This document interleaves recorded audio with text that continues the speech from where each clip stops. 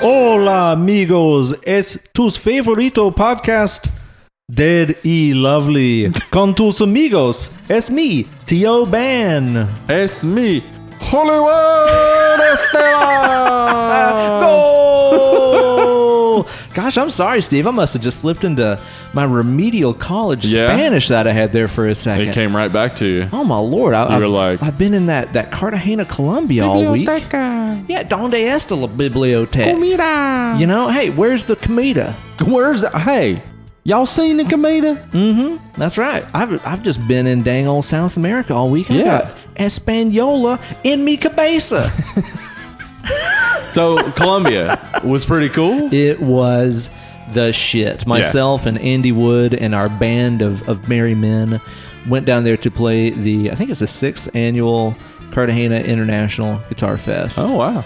Which was fucking awesome. It was such a great time, man. The people down in South America are so welcoming and inviting and hospitable. Well, you don't know. What if you go to Argentina and they're like, get out of here, gringo? Oh, man. Yeah, they're just dicks over there, man. Uruguay fucking hates you. Awful, awful. But you know, the thing that I caught about it is it's like, I think that people down there have the same sense of like Southern hospitality that we do in the South. I think that is pretty ingrained in Latino culture. Yeah. Of like, being welcoming and inviting and nice to people. It makes sense though when you think about it that like if we're from the South and we're this hospitable, they're way further south than us. Yeah, and way more hospitable. Yeah. They don't get angry when they see a white person.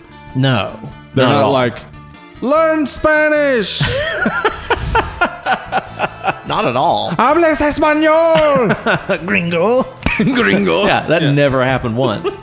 No, the thing about it is though, is like the people down there just want to like hang out and show you their country and show you their favorite bars and show you their favorite beers. I mean, it's just like anytime we have some friends come in from out of town and we want to show them around and stuff. You want to show people the cool shit in your city. Yeah. There were some other people that were playing the fest that would, of course, everybody's hours are different and stuff. Well, there's a lot of international folks out there, but there's a lot of people that would just like turn in early. It'd be like, okay, 10:30, it's time to shut it down. See you guys tomorrow. I bet you guys did that too, right? Fuck no. What are you telling me? Dude, the amount of times that I saw the sun coming up, like just in that week, oh my God, dude. Yeah, so it's like they wanted to hang out. You don't want to be rude. You don't want to turn your host down. And also, I wanted to hang out with these people because they're all so fucking cool and awesome. And just wonderful folks, man. Had such a good time. And I'll tell you another thing that I noticed about the South American audience that I thought was really interesting, and I just wonder where we went wrong in the States, in the States. As we say. Right. So, if you're playing a guitar festival, and you're playing instrumental guitar music, as we were with Andy Wood and stuff, right? The crowd is going to be made up entirely of guitar players. You would think. In the States, that's absolutely right. How it is, I mean, nobody's turning out to see someone just play guitar. Yeah. Start singing. Yeah. Except other people who are like, how does he do that with his fingers and things? Yeah, exactly. I couldn't even come up with like a good thing a guitarist would say. And things. Yeah. How are the strings? Is that humbucker? How are the strings? Maybe he'll show me. But the thing is like down there, you look out at these crowds of hundreds and hundreds of people, and it's like whole families with like their grandmother, and I mean all these people that like don't play guitar at all, but they have an appreciation for people who are good at something. And I was thinking about it, and I was like, where did this go wrong in the States? Where it's like if there's a piano concert, well, probably piano players are going out. If there's a guitar show, guitar players go out. But here's the thing, like in the States, we have people that have this like mega fandom for athletes and sports teams. Yes. Even if you don't play baseball, have never picked up a bat in your life. Right. You can still know the rules and go watch it and enjoy it. And appreciate the guys that are at the top tier athletes and stuff that are at peak physical form that are doing amazing things, even if you've never thrown a football in your life. But for some reason, in the music world, that doesn't really cross over. And that's very strange to me. It's very specialized knowledge in a way, because I remember learning in gym class the rules to a million different types of games. Yeah. I remember music class being boring. Right. And they didn't go out of their way to make it more interesting. Probably because they didn't want to teach it in the first place. Well, here's the thing, though. Let me ask you, in your classes, did you ever get down to a hopping little number called Hot Cross Buns? I played that on a little keyboard thing that I got for Easter. It was like one of those cheap, like, bing, bing, yeah, bing little Casio keyboards. rig. I played that in one of my music classes. And that didn't get you into a lifetime of music? It would have had my music teacher been like, that's interesting. Would you like to learn more about playing something similar to that? I would have been like, yeah, instead of her being like, thanks for that. Do it again. I immediately knew, like, oh, she hates me. Got you. She doesn't want to be here. I'll just not pursue this then. Maybe it's that. Maybe it's that. Teachers need to realize that, especially elementary school teachers. Like, you can't be making your little smarmy remarks to a kid. They're remembering that stuff. They They're remember doing that some shit the remembering. rest of their fucking lives. Yeah. Yeah. I will tell you what, though, the weather down in Cartagena was, dude, I'm talking like a sauna. Like a straight up sauna. It was like It's 90. very close to the equator. Yeah. Yeah. 100% humidity. 100%. Just It was swimming. Damp. Yeah. Actually, whenever you got off the plane, they handed you a respirator and an oxygen tank. Because they said, you're swimming right You're now, swimming sir. home. And I said, what? I didn't even know. Yeah, you're drowning, sir. Put on the mask. Yeah, my lungs are filling up with water. I'm not even aware of it. Yeah, and like, also weirdly enough, even though it's right by the water, the air doesn't move at all. There's no wind. I'd There's say no, that has a lot breeze. to do. It's a mountainous region Yeah. with a lot of trees and stuff. Yeah, it's hard for the wind to maybe to get around. I guess so. Yeah. But it was steamy. And then I come back and Tennessee's like, well, I guess it's fall now. Got a little bit colder, didn't it? Yeah. Yeah. It's been in the 40s for lows the past few days. Mercy. I love it. You're abouts. That's true. You're about. I'm always hot. I break a sweat. Tell me something I didn't already know, Steve. Muy caliente. Hombre caliente. But like, once it gets into the 70s, I'm like, sweat, huh? Oh, that's when it gets good to me, dude. That's when I start It is coming good. alive. It is nice. 70s are nice, man. 90s, 100. Woo! Triple digits. That's you just want to die. We had especially ourselves with all that humidity. A little Dead and Lovely fan meetup the other day Oh, at yeah, Merchants we of did. Beer, and Yeah, I was a cold boy. That's true, you were, and I was in short sleeves. I was like, how are you? Does it string? It does, yeah. Oh, it does. Yeah. That's it. It was fun getting to hang out with everybody. We exchanged out some currency papers for some of our brand new Dead and Lovely merchandise. Yeah, Sold a some couple people of t-shirts brought, and stuff. some people have already bought t-shirts. Hopefully, at the point that this episode is up, the Amazon store is up. Yeah. Well, the store technically exists. It's just the listing that we're waiting on to go up. Got to get verified. Yeah. Hey, Dead and Lovelies. Hollywood Steve here. Turns out our listing was denied on Amazon. So, the best way to get a t-shirt from us is to email us your address and size, and then we will email you back with a price. The shirts are small to extra large, $25, extra large through triple XL, $28, and I send them priority mail. That's $7.50 shipping within the United States. It will get to you in 2 days. It's tracked and insured. Just email us and then pay on PayPal. Our email address is deadandlovelypod@gmail.com, and that is also the PayPal address. For international listeners, just email us and we will figure out how best to get the shirt to you. If you want to use some other pay service, let us know. Venmo's a possibility. Just whatever. Just let us know. Again, that's deadandlovelypod@gmail.com. Back to the regular show. And they're very, very awesome shirts with our design that you see here on the podcast by our friend Jacob Long. It looks great, and the shirts are awesome. It is a high quality shirt. I spent my time the other night folding all of them. That's a lot of shirt. It was a lot of shirts. Woo! And about 5 into it, I was like, man, these are nice shirts. And by the end, I was like, I wish all of my sheets were made out of this material. Ooh, you know, those yeah. t-shirt sheets? I do know those. The t-shirts feel like that sort of perfect soft texture. That's good because I can't tell you how many times I've sat down to fold me a box of t-shirts, and by the end, my hands are calloused and bloody. What are they putting in these shirts? You bought the shirts made out of straw. Oh, I've got these damn burlap T-shirts. They were cheap. They're made out of corn husks. Nobody likes these. They just spray paint whatever you want on it. Whatever. Here you go. You guys can check out some of that wonderful merchandise. The first wave of what shall become a T-shirt empire. Yeah, and some other stuff. Make some stickers, some beer koozies maybe. Maybe a nude calendar. Well, yeah, 100%. Let's do that. We'll have to bring in some past guests. Our wives, I guess. Our dogs. Our dogs, naked all as nude, shit. all nude dog man. calendar. Whoo. Steamy. And Andy Wood, just dick out. Yeah, dicks out. Yeah, sure. That sounds about right. How have you been while I've been off on my adventures through South America? Man, not great, but sick. Yeah. I've been having a whole lot of stuff going on. Primary of which just seems to be seasonal. Like as you said, it started to get colder. The sun is down way earlier. Bye bye. And I keep odd hours, so I'm not really seeing the sun much. And I just started feeling this like brain fog thing going on. Yeah. And every time I would sit down to work, like just preparing for this episode, I watched this 4 times. 3 of them, I probably paid attention for like 5 minutes. Yeah, had my the brain cloud just on. like, I hate you. Wow.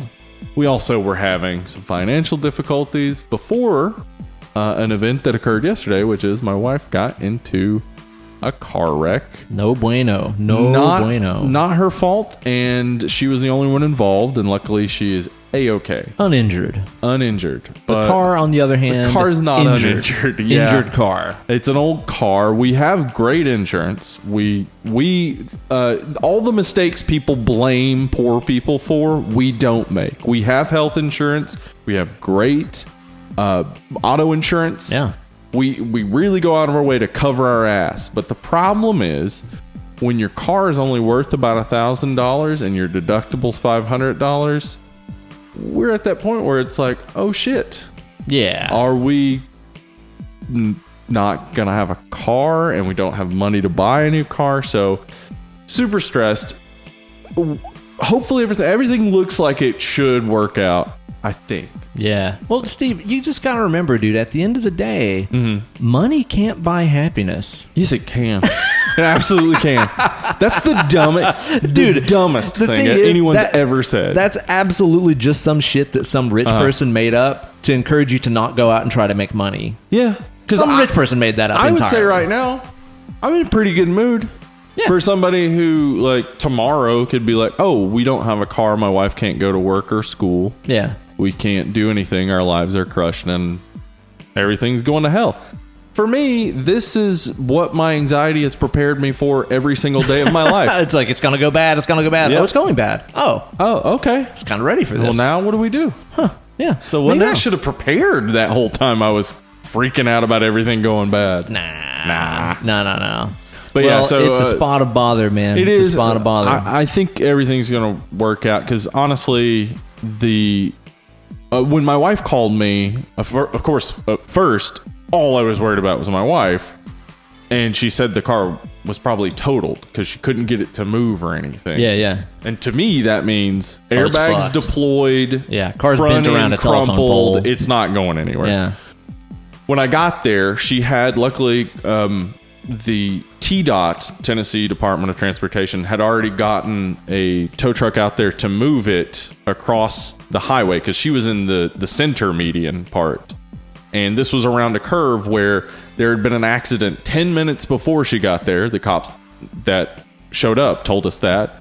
And as we were having the truck loaded onto the tow truck, another car crashed there. That's pretty absurd. Yes, and this is part of an interstate in the city of Knoxville. This isn't like some back road. I hope that after the third one hit, though, that the cop at least was like, hat trick. Oh, he had already gone, but I bet when he got the call, he was like, what the fuck?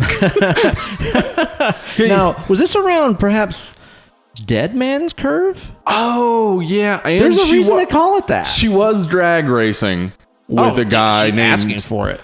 Probably Scott. I don't know. Yeah, he had a pink carnation on his jacket. He was ready to die. He was cruising for burgers. other sock hop Whatever. type tropes. Anything a sock hop has, he had it. He was heading down to the malt shop. But yeah, luckily she was okay. And looking at the car, I have some knowledge of car repair and stuff like that. It looks like it's just the axle and the rim that'll need to be replaced. But it's being looked at, and our insurance company's inspecting it tomorrow. So. Well, and the great thing is when you own a Corolla, as we both do. Right, it's parts are cheap. Parts are dirt fucking cheap. Yeah, and also, YouTube is littered with instructional videos, mainly by guys in like Russia and Czechoslovakia. Yes. What's the deal with that? They love those cars over there for some reason. Well, here's the thing. They have high import tax. You know what Trump wants for America? I've lived in it. It's Russia. Jobs. It's Russia. And they have high import taxes. So the mafia drive things like Ford Escorts. Oh. Because it costs like $50,000 to have it imported into the country. So it's an expensive car. But here it's like, yeah, that's a Ford Escort. Yeah. That's a piece of shit. If you turned a PBR into a car. Yeah.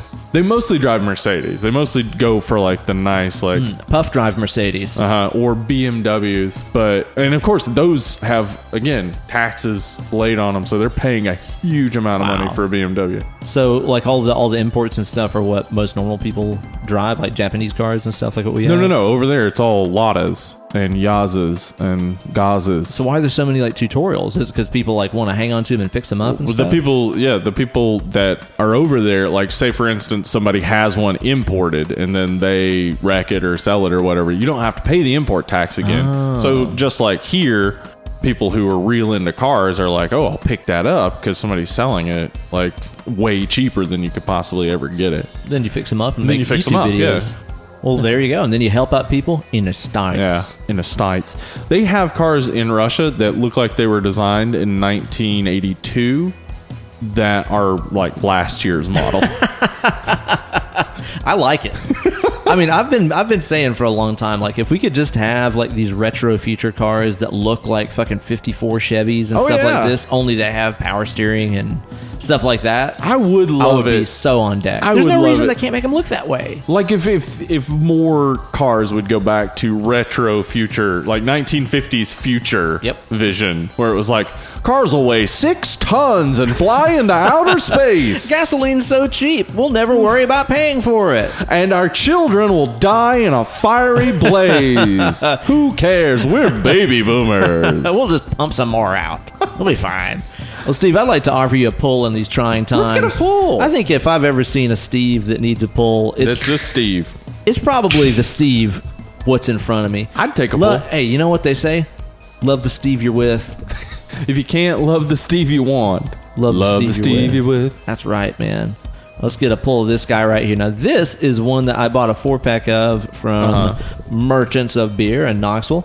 This is the Honky Tonk Brewery's Mango Milkshake IPA. Yeah, that's 3 things I love. I love mango, I love milkshakes, and I love IPA. A milkshake IPA, also a fan. Mango milkshake, I'll do that as well. Triple yes. Yeah. And they're out of Nashville, Tennessee. Honky Tonk. It's a local brew. I've had some other Honky Tonk beers that were really good. I think that you're going to enjoy this. It's not as like sweet and fruity as you'd think. It definitely is heavy on like the lactose. It's a very like smooth feeling beer as you roll it around your palate. Isn't that tasty? You're absolutely right. The second it hit my tongue, I was like, where's the sweet? Because you can smell it. But you don't really, it's more of a creamy. Ooh. That's nice, right? But if you've ever made like a mango smoothie with like, you know, like yogurt or milk or anything in there. It's got a bit of that. It cuts down on the mango-ness. Yeah, the mango, of like it. the sugariness and the with the acidity. Yeah. Kind of gives it that, you get more of the mango flavor with less of the sweet. Totally, man. Yeah. I think it's pretty fucking good. Yeah, this is man. good. That's some good stuff right there. It's 7.5%. Like, oh, is it this really? This is just easy sipping. You never know, man. That's pretty awesome. Wow. Well, since I landed back here, you know, our house is on the market. I felt bad the whole time I was gone because, like, our house went on the market, like, the day before I left, right? So that means that I left my wife here to take care of the dog and keep the house immaculately clean and do her job that she works all the time on, while also trying to like keep the house ready for, you know, showings and having to leave at weird hours so people could come look at the house and stuff like that. It was like really bad timing. And meanwhile, I'm just like fucking around drinking cheap beer and booze and Cartagena making friends and stuff. Pretty lame guy, this kind of scenario. But since I've been back, it's I'll tell you this observation. It takes a lot of work to be a very clean person and keep everything cleaned up around you. Yeah. Just in case somebody's coming to the house. Waking up, making a bed. I'd rather shoot myself in the face with a gun. My wife and I never make our bed. It's a waste of goddamn time. It's an absolute waste of time. And I'm doing it all the time now, and I just really hate it. My wife and I also don't share a blanket. Oh, yeah, I'm going to be talking I've about said this that, before. yeah. It'll help your marriage 1,000,000%, especially if you, like me, are a side sleeper, so you roll over a lot and you end up stealing all the blanket. Yeah. I'm a side sleeper, and also usually just put like a sheet. If I could sleep with like maybe a Kleenex on me, I'd be like, that's enough blanket. It's fine. Just have to have some sort of external cloth on me, and that counts as a blanket. Your brain is just like, Sleep you time. are good. Yeah, sleep time now. What is that? I wonder. Like, because I don't know. It's culturally all across the world. There's no non-blanket culture. Yeah, I can fall asleep without a blanket, but put a blanket on me, I'm like 90% more likely to fall asleep. Yeah. It's strange. It is a strange exactly thing. know. Whew. But it's a thing. I gotta know. Yeah. So since I've been back and been getting in the groove of keeping this house on the market and stuff like that, I have had time to watch myself a couple things. Oh, yeah. To try to get myself in the Halloween spirit. Of course, we're like, what is today's date? The 19th or something as we record this? 19th, 20th? Yeah, something pretty like that. late in the month. And because of all this house stuff and all the travel I've been doing, it's like I've not really had the chance to even feel that chill in the air and smell the pumpkin spice Emily and get pointed in that the out to Halloween me too. vibe. Because like she's busy a lot and I've been busy a lot. We haven't actually had time to just sit down and enjoy Halloween. So we actually sat down and made a plan the other day. We were like, okay, she has Halloween night specifically off. She got it off specifically for the purpose of us hanging out. We decided what movies we were going to watch so that like it's not one of those things where it's like, what do you want to watch, and flipping through stuff. That eats up so much time. Yeah. What are you going to watch? Well, we're definitely going to watch Nightmare Before Christmas after midnight. After midnight, okay, right. We had a few ideas. Adam's Family is one that she wants to watch because, again, we just did it and we were talking about it. But it's also like such a perfect movie around the time. Yeah. And we're either going to watch Trick or Treat. Yes. Or maybe one of the Friday 13th movies, possibly. Ooh. Yeah. I would go Trick or Treat. Yeah, that's what I think. Yeah, because Trick or Treat specifically Halloween. Mm-hmm. Friday the 13th, none of those are really Halloween related. No, but it's fun. Oh, they're the fucking best, dude. There's never enough time to watch all the movies that I want to watch, during a Halloween season, man. Yeah. Ever. But I did sit down with the fam today, and I carved myself a calabaza. I did the old pumpkin carving, which was great fun. Yeah. I enjoyed carving a pump. Although, I'll say this. I really hate it that these days, anytime you carve yourself a jack-o'-lantern that has any sort of, like, non-traditional eye... Right. Just not like the typical Charlie Brown pumpkin eye. Right, like triangle it's like a flared whatever. eye, that kind of thing. And it has teeth. People are like, oh, it's Jack Skellington. No, it fucking isn't. Oh, okay. You saw the one I posted? Yeah. It had big pointy teeth and these kind of irregular shaped eyes. Oh, it's Jack Skellington. There's nothing like fucking Jack Skellington. And I get this all the time because I like to make my pumpkins look all fierce and have pointy teeth and stuff. Did you look at any of the other comments they left on stuff like somebody would post a picture of their meal? Nice Jack Skellington. They just somebody say that all the posts a picture time. of their baby. What a cute Jack Skellington. They think everything looks like Jack Skellington. Put up a selfie. Here's Jack Skellington. What? What's the matter with these people? I have a disease. Yeah, it's a syndrome where I think everything looks like Jack Skellington. God. So that was a fun little bit of Halloweendom. We also sat down the other night and watched a Hocus Pocus. Oh, good. Never a bad idea. No, not a bad idea at all. So that was a good one. And then the other night, I think it was after we watched Hocus Pocus, I found myself just sinking into the couch in a state of altered consciousness, brought along by relaxants of various forms. And Kay had the remote in her hand, so she put on a little movie that was on, I think it was on Prime, called Stan Helsing. Okay. Stan Helsing. This is one of those like spoofs. Oh yeah, that was definitely made for like $36. Yeah, like okay, Yeah. gotcha. early 2000s probably. Or I think it was mid-2000s. mid 2000s if I'm not mistaken. So in that like whole vein of just terrible movies that nobody watched. Oh yeah, Awesome. exactly. It did contain the line, "Does my vagina make me look fat?" Oh, that's not even what. What? I had more fun with it than I would have if I was in a normal state of consciousness. I remember thinking, this isn't as bad as it should be, and then I fell asleep. Oh, Yeah. okay. So it worked out pretty good. No, you didn't finish the movie, you're saying? No. Okay. So it could have gotten as bad as it should be. Probably. Yeah. Very, very likely. Yeah. But maybe it made it even bigger turn. It was like Citizen Kane level at the end. Yeah, shit got fucking crazy at the end. I don't know. I'll Stan never know. Helsing's like, Dracula. People are like, what does that mean? What's he mean, Dracula? It was his whip when he was a boy. Oh my god. Yeah. Got it from Simon Belmont. Oh, Whipping man. ghouls. I love it, man. I love it. Mm-hmm. So, what have you been watching? I started watching a show called Letterkenny I've heard on the many good advice things about of this. one notorious RDM. Look out. And Hannah, formerly of Postmodern. Ah, yes. R.I.P. Hannah. She didn't didn't die. die. She just got a different job. But R.I.P. She was awesome. Yeah, she was a great, great bartender. Good Yeah. hang. Good hang. We, Wish her luck at her new job. Yeah, RDM and I, we probably talked about this a couple episodes ago where RDM came to the Kingfish show. Oh, yeah, yeah. And we were hanging out at Postmodern. And while we were there, he mentioned Letterkenny. I had never seen it. I'd heard of it. But he showed me the opening to the first episode, and I was hooked. Oh, wow. It's one of those like that seriously doesn't have like a bad pilot episode you have to kind of get through, or like finding their groove first season you have to get through. It's just like right immediately they hit the ground running, and it's awesome. So funny. So I've heard that it's very dry, and it's Canadian, dry Canadian right? humor. Yeah. Is it clearly Canadian? Yes. Yeah, it's immediately clearly Canadian. Wayne, the main character, says a boot, of course, and you and your friends are hanging out the other day. Okay, so he's got that thing going on. Yeah. It's, I would say, like if you like Trailer Park Boys and you haven't watched Letterkenny because you think it's a ripoff of Trailer Park Boys, it's not. It's not a ripoff of Trailer Park Boys. But if you like the humor in Trailer Park Boys, you're gonna like Letterkenny. Okay, right on. Yeah.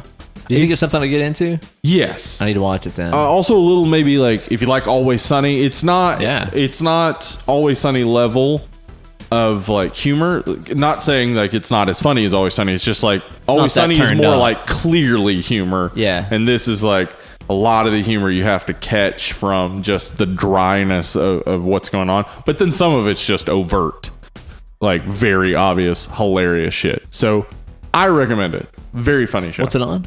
I don't know what the Canadian channel is, but it's streaming on Hulu. Okay, cool. Yeah. And I've been watching American Dad. Now, American Dad is a show that I have been a fan of since the beginning.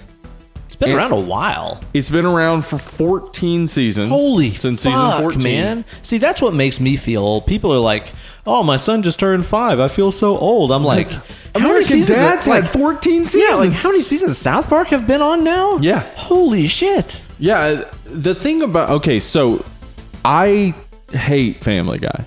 Yeah. I have seen every single episode of Family Guy, including the most recent episode of Family Damn, Guy. you just hate watching that I watch shit. them every single time because sometimes there's some really funny stuff in there.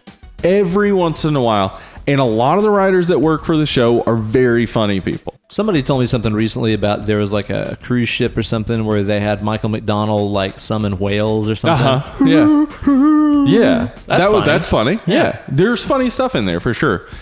The thing is that the funniest moment in Family Guy to me is like a consistent beat throughout every American Dad episode. Oh. So at their lowest, they're as funny as the funniest American Dad or Family Guy episode. So it's not just a bunch of strung together. No, it's a story. Like the time when blah, blah, blah. Right. It's a story every single time. You have very distinct characters who are very wacky and strange.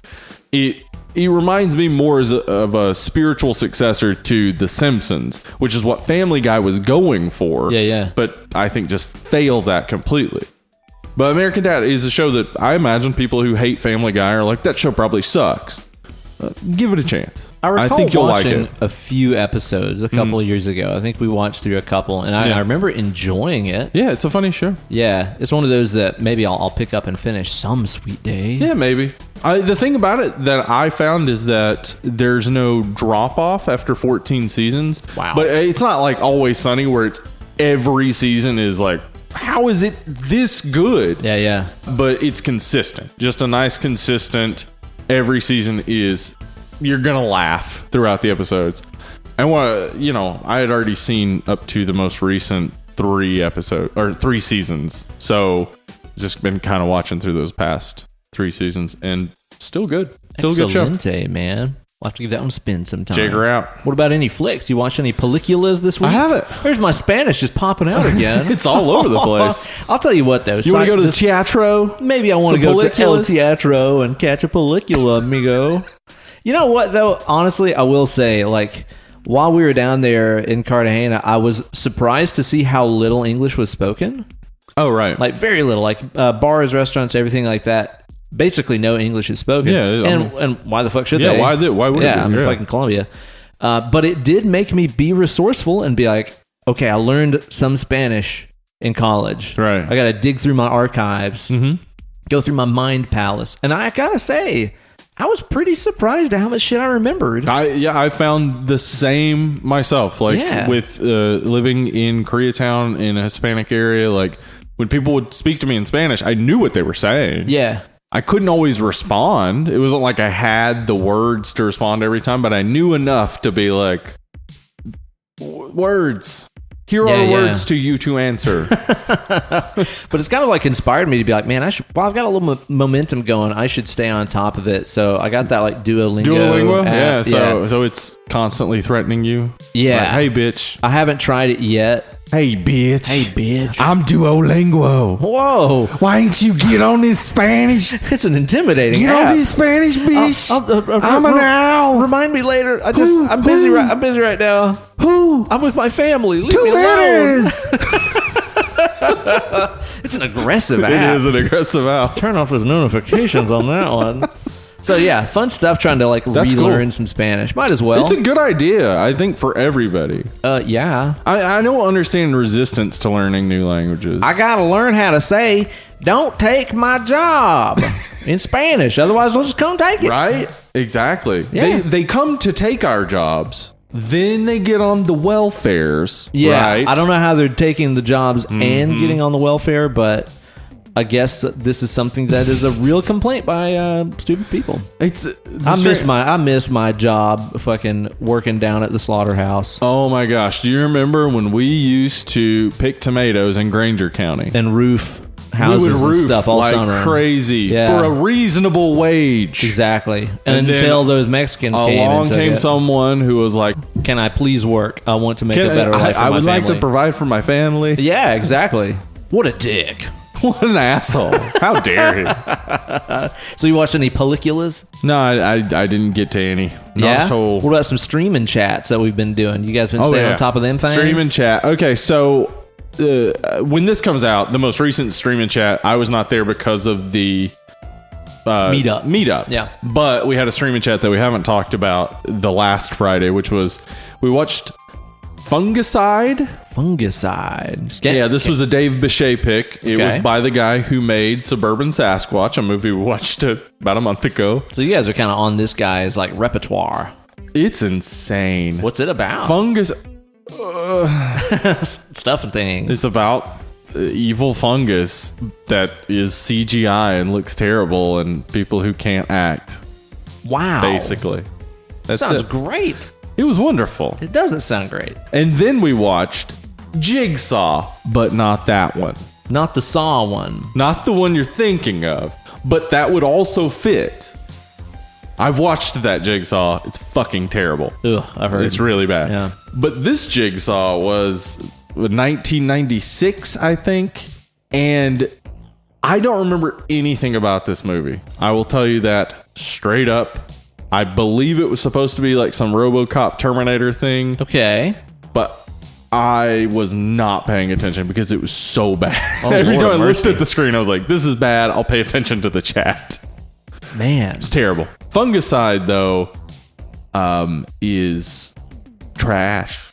I love it. Like Suburban Sasquatch. Like that guy, he's either a genius or a sadist. He's got a knack for trash. Yeah. Have you ever seen Street Trash? Yes. Yeah. Is that Peter Jackson? No. No, not Street. Yeah, he did Meet the Feebles and stuff like. Yes, but I have seen Street Trash. Just about the bums. Yes. Yeah. And they drink that Cobra shit and melts them and stuff. Yeah. Is it like that level of trashy? No, that's fun trashy. It's like watching a guy with no personality play a character that's in no way interesting, using a machete to chop fake mushrooms off the side of a trailer. What? Over and over and over, just chopping into the air, and the CGI just making them appear more and more. So he's like, but you can see in his face that he's just like, I don't know what I'm doing. I don't know, why am I doing this? And Holy the guy's just shit. like, go for it. Go for More it. chopping, more. Yeah. This is going to get us there. Oh my god. This is going to get us to Suburban Sasquatch. Because Wow. Fungicide apparently was before Suburban Sasquatch. Hey, is a plot crazy enough to work? I applaud him. Yeah. He's made more movies than I have, so... I don't remember what they were watching when, because I did come in the last 20 minutes of the stream, because our awesome fans actually just did the stream and chat themselves. Running that show yourselves. Which is, I applaud and if you want to do it, if you want to take over, I am fine with that. I don't. I want to encourage that you people listening to the show, you guys need us. Without us, you're nothing. No, they're good without us. They can do it. They need us, Steve. Oh, do they? Yeah, because if they figure out they don't need us, then they'll just go off and do it on their own. Oh, fuck. No, you need us. You have to have us. Did you notice how it sucked when we weren't there? That's right. We're the best you deserve. We're the best you deserve. Who your name is? You could be my bottom bitch. Who you came with? Yeah. That's how we talk to our fans. Yeah. Like we're pimps. Who you came with? Stuff like that. But I'm glad to see that people had themselves a good old time, even though we could not be there. Yeah. That's a good thing. Yeah, it is awesome. awesome. I guess. It is good. Well, Steve, I will tell you one thing that I did watch this week. What'd you was watch? just goddamn fantastic. What Even though was? I've seen it now, I think 101 times, as many as Cruella de Vil has Was Dalmatians. it 102 Dalmatians? 102 Dalmatians. No. Oh, no. It was A Cabin in the Wood. A Cabin in the Wood? It's a movie called A Cabin in a Wood. And that's the subject of our podcast today. Have you ever seen that movie? I have seen A Cabin in a Wood. And it's good. Mm-hmm. It's a real good is. movie. It is. It's way up there, honestly. And you know, the thing about this movie is I think that one of its central themes is dealing with kind of, horror archetypes. We see these throughout all horror history. We have the jock, and we have the slut, and the virgin, and It the was fool. like, oh, Scream, you want to get meta? Bitch, let's get meta. Let's get real fucking meta. And so, it kind of got me thinking. I got my gears turning. I said, if I was a horror archetype, which archetype would I be? Would I be an archetype, a Jughead type? A Veronica type? That's the type of thing we'd discuss in the Preview Palace.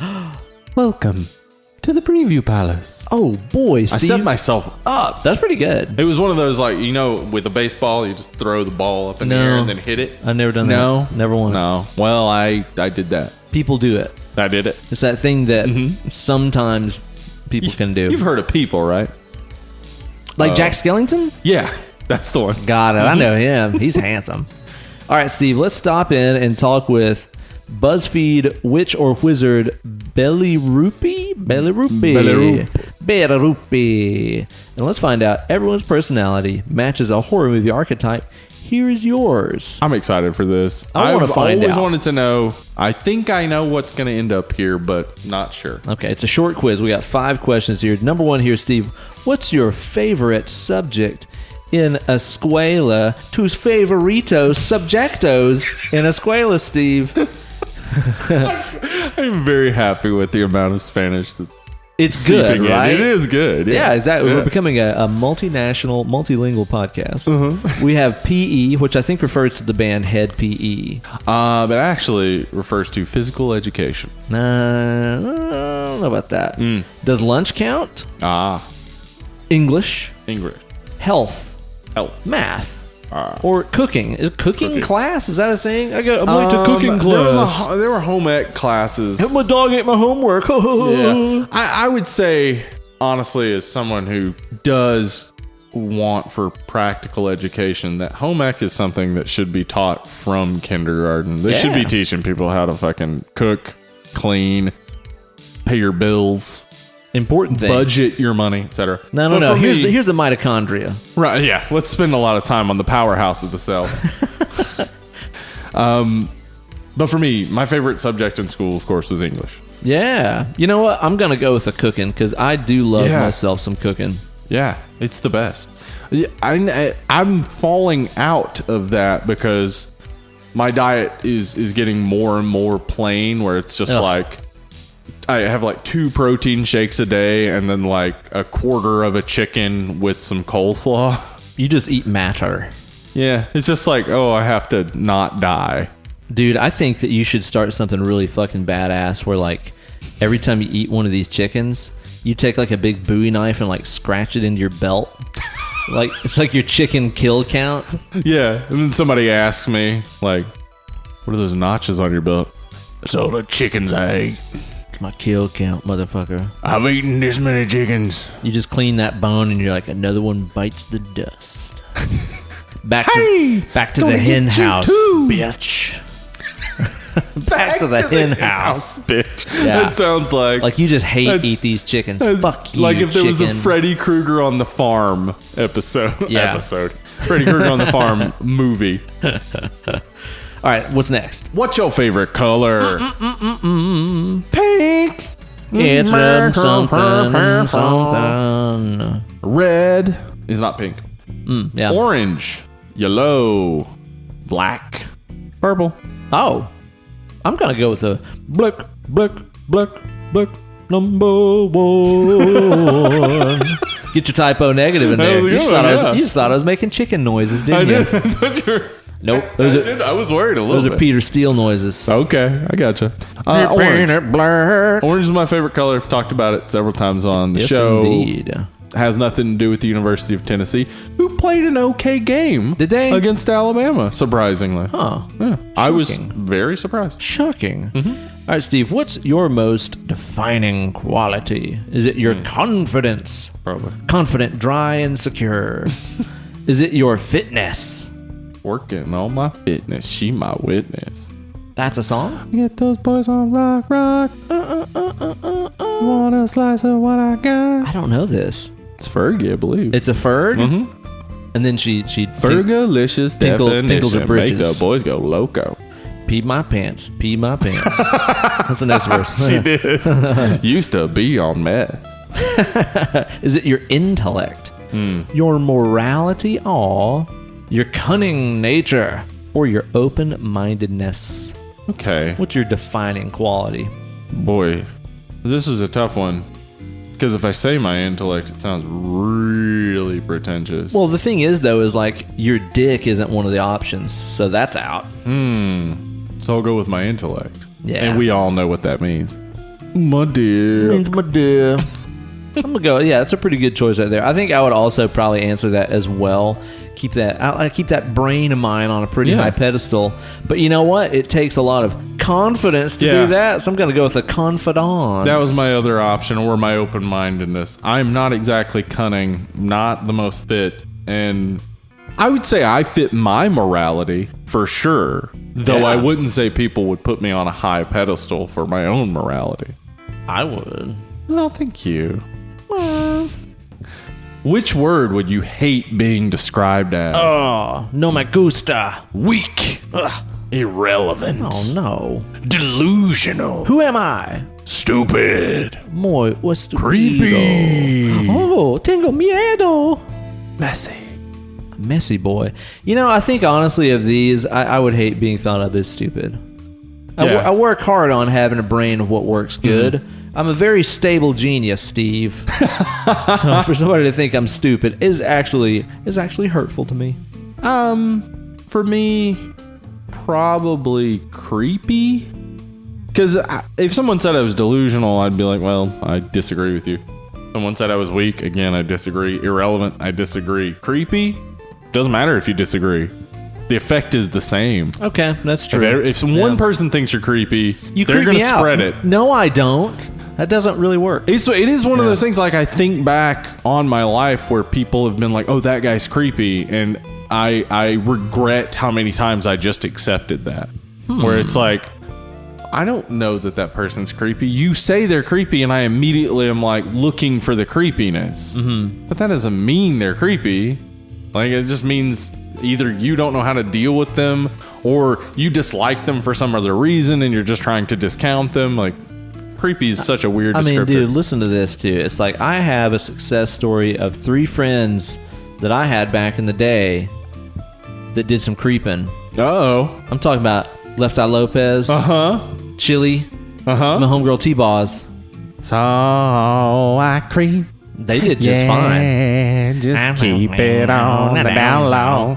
Seemed to be just fine for them. I remember listening to that song on the jukebox of the pool hall in downtown Jefferson City. Oh, yeah, dude. Yeah. You probably like ran into my brother down there. He's probably the one that put it on the jukebox. Maybe, yeah. It's either that or like some Keith Sweat. That's what I was going to say, Keith Sweat. Who can sex you like me? All right, now we got our last question here, Steve. What is your best quality? Okay. Is it your athleticism, your intellect? Wait, this is what? This is like the same thing. Yeah. Your charm, emotional intelligence, charisma. How are charm and charisma different? I don't know about that. Whatever. Morality, again with the morality. Yeah. Or is it your Jack Skellingtonness? Ooh, that's a tough one. Best quality, I'm going to say my charm as a tribute to my grandfather, who I got it from. Oh, yeah? Yep. Well, dude's charming as shit. You just took it from him and left him with none? No, he's got 1,000,000 tons of it. He was extra. Like, here's half a ton for you. And I was like, okay, cool. Thanks, man. Your Pep's #1 export is charm. It's true. Yeah, actually, honestly, like, most of the girls that I brought home would probably absolutely agree. In high school, the girls that I would bring home, he is smooth as silk, that dude. Wow. Yeah. Wow. They'd say, charm me like your Pep. Sounds like that's a rap in the making. Charm you like my Pep. Charm you like my Pep. Trademark Dead and Lovely. Yeah. Now, you know what, Steve? I've already boasted about my fucking brain power bullshit and stuff. Clearly, I'm bilingual, guys. That's true. I'm strutting it around on this show right now. I'm just kind of showing off. Es verdad. Es muy fácil. Es muy fácil. Español. Muy fácil. Wow. Sí. Cowabunga. So you know what? I'm gonna go with the charisma right here, because the thing is, you can be the brainiest in the world, but if you ain't got a little charisma, a little charm to go along with it, ain't nobody gonna listen to you. It is a good point. It really is. So Ben, I got the slasher. You're the slasher? Holy shit! You're the one doing the slashing here. I mean, your name is the slasher, so I think you can put 2 and 2 together. You're aggressive by nature, determined, and you usually get your way. Okay, some of that's pretty true. As a result, you made it all the way until the end. However, you're a little bold and at times cocky. That's definitely true. Look out. That cockiness resulted in your death after revealing yourself and your plans. R.I.P., we guess. Damn, dude. They burned me at the end there. Kind of did. They sort of roasted you a little bit. Well, apparently I'm the blonde. That actually... What? That probably would be me. I was gonna say, because you'd just step out onto the porch to play guitar for a little bit, and somebody would walk up with a chainsaw, and you'd be like, "Hey, what's up, pal? Sick chainsaw. Do you want to jam?" Says you're the beauty and the one everyone aspires to be. It's true. However, you're a multifaceted person. Once people get to know you, you'll probably make it to about the middle of the film before getting stabbed to death. Don't worry though. There'll be a vigil after homeroom. Aww. I'll take it. Wow. I'll take it. I mean, but for you, a vigil after homeroom is just your brother and your mom being like, "Oh, shame he's dead." Yeah, that's true. Yeah. Not a big turnout for that one. Yeah. It's too bad. I'll take it because it didn't say anything in there about like being dumb or being shallow. That's true. It's not a negative entirely. The blonde. Like, in this movie, we'll get to it in a second. But generally, the blonde, dumb blonde, isn't like, unless it's a comedy, they're not over the top dumb. Yeah. So, yeah. Okay. I was blonde until I was about like 6 or 7. Oh, really? Like bright blonde. That's crazy to me Yeah. to think about. You have dark features. Yeah. Huh. I know. When I was a kid, I was a redhead, but it wasn't like the bright, like carrot top. Bill like, Burr, carrot top type of red. It was that more like bronze-ish red. Yeah, and yeah. then eventually just brown. Word. Interesting stuff. Weird, wild stuff. Weird, wild Well, stuff. now we know what archetypes that we would be if we were in a slasher of our own design. Steve, before we hop on into the movie review portion of the show, the meat of this show, as it were, I gotta tell you, dude, we're getting awful close to the end of the Halloween season here, and I just haven't been able to find my spirit. I've killed like 20 people harvesting souls, and I still don't feel the spirit of Halloween up in my body. What am I do? Have you tried, and this can work for most things, retail therapy? Retail therapy? Are you talking about buying something to satisfy my emptiness in my soul? Not just something, Ben. Clairvoyant t-shirts. What? Clairvoyant Clothing Company. They have some awesome t-shirts that will get you right into the Halloween spirit. Oh my God, is that what's on my body right now? You are currently wearing a shirt that says every day is Halloween. That is a design from Clairvoyant. It's no wonder I've not murdered anybody today. It's because I feel so good in this Clairvoyant shirt. Dude, their designs are awesome. The stuff they sent us most recently is amazing. It's the cream of the crop. It's the leche of the crop. It's the leche of the crop. Hello, yeah. As we would say in Colombia. As we Colombianos Yes. would say. Colombians, they always say the milk of the crop. Yeah. And they say the rest of the sentence in English. Yeah, in English. Yeah, that's their way in Cartagena, guys. You wouldn't know. You've not been there. Nope. What are you wearing on your body? I'm wearing a shirt that says I want love, and it's got a skeleton and I really don't know how to do justice to this design. The moment I saw it, I was like, that I love that shirt. He's looking like a real G. He's reaching out to a heart in the sky. It's a cool 3-color design. Very, very cool stuff. And he's got all kinds of cool new designs out right now. I love that Death Tarot card. That's shirt really cool. that he's got out. Right. That thing is badass. And the new one that he has is the Devil. The devil, Which I a adore. 3-eyed devil as well. Je t'aime. Trilingual, bitches. Trilingual. I'm just All upon dropping them them. I'm just languages. flopping my language dick out this episode. Schadenfreude. Boom, German. Say something in Russian. Что-то по-русски. Oh, is that good? Something in Russian. Something. That's what I said. I said Oh, you got something it. in Russian. Damn, and clever too. Brains and more, ladies. And gentlemen. Yeah. Hey.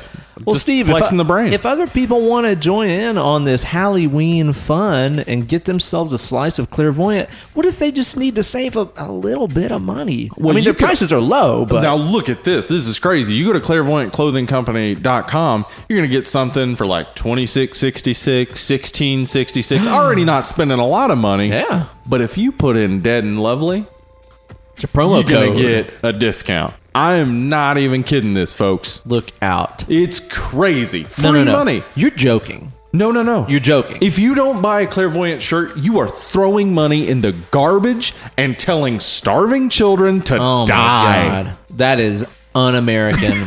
That's un-Colombian. I'm going to speak on behalf of my people in Colombia. It's We might un-Colombian. get an email from Clairvoyant saying, please, like, rein that back a little bit. Maybe. You're not telling starving children to die. You're telling them you hate them. Yeah, exactly. Yeah. It's more like that, and spitting in their face. And not wearing cool shirts. What That's a true. fucking dick. What do you want to do? Not wear cool shirts? I don't get that. I don't understand. People walk around like, I don't want to look cool at all. ClairvoyantClothingCompany.com. All right, Steve, before we get into the movie review section here, I need to get myself a secondary pull. And I happen to find myself one of these at the local grocer. You talked about it several episodes back. It's a Terrapin Jazz Cabbage Hemp IPA. It says very cleverly here, pairs well with snacks.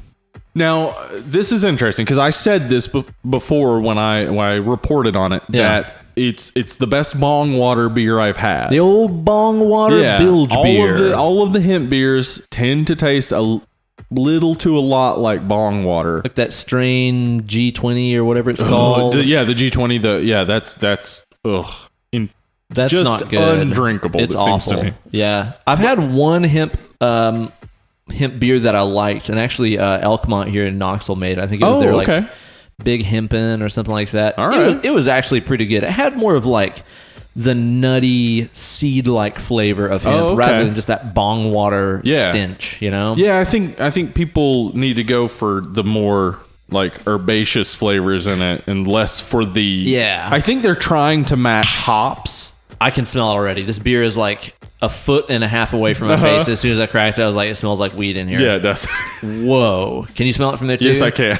So it says on the can, Jazz Cabbage Hemp IPA is our dankest beer to date, packing in hemp seeds and our very special strain of hemp flavors. This IPA will fill the room with the aromas of the choicest sticky nuts. They ain't fucking kidding. They're not kidding. Yeah. We brewed this beer by blending 3 high-quality hops to help complement the kind of profile of this heady IPA. I look forward to trying this. Terrapin kind of hit and miss with me historically. The Hopsecutioner is okay. It's okay. It's not my fave. Yeah, I've had a few Terrapin brews that I've enjoyed, but it's never been like outstanding. Yeah. It's never like, oh, you definitely have to have that. They got one that's like what's it called? It's like High Five or Hang 10. It's like some kind of surfy sort of sounding thing that's like a kind of a tropical IPA that's not bad. I just realized why I have a positive association with this. Huh. It smells like Hurricane malt liquor. Does it? A little bit. It smells like either Hurricane or St. Ides malt liquor. I want to point out that you're part of a very small demographic that has like positive memories with drinking Hurricane. Yeah. I think most people would be like, oh God, it reminds me of Hurricane. You're like, oh, Hurricane. That's kind of sweet. It is. Because like my friend Brian, oh man, damn. All right, I don't want to skip this. I don't ever hide my personal shit. So my friend who was a skateboarding friend who was the friend I always drank malt liquor with. Everybody has their malt liquor friend. Yeah, because his uncle would buy it for us. And we'd gather up as much money as we could. And at that time, a 40 of Hurricane was 89 cents. Holy shit. Those were your salad days right there. Right. So we'd get together like $10 and buy 10 40s of Hurricane. And then you'd end up in the fucking ER. No. That's we enough would to just die. drink it all the time. And that's why I have positive associations with it, is because I've done it so much that the negative times are outweighed by the times that it wasn't negative. Not that it was positive, but that it wasn't negative. Underage drinking of shitty malt liquor. Yeah. Aww. With your friends. With my friends. Unfortunately, my friend Brian died a few weeks ago. Shit. Yeah. Oh, man. That As a sucks. young dude, same age as me, basically. And, like, he had never found his footing. Yeah. So he was still just basically... living by the seat of his living the pants. same life. Yeah, just finding money and buying beer. So, like, it sucks. man. It sucks a lot. I really like the guy. He was a sweet dude. Had a rough life.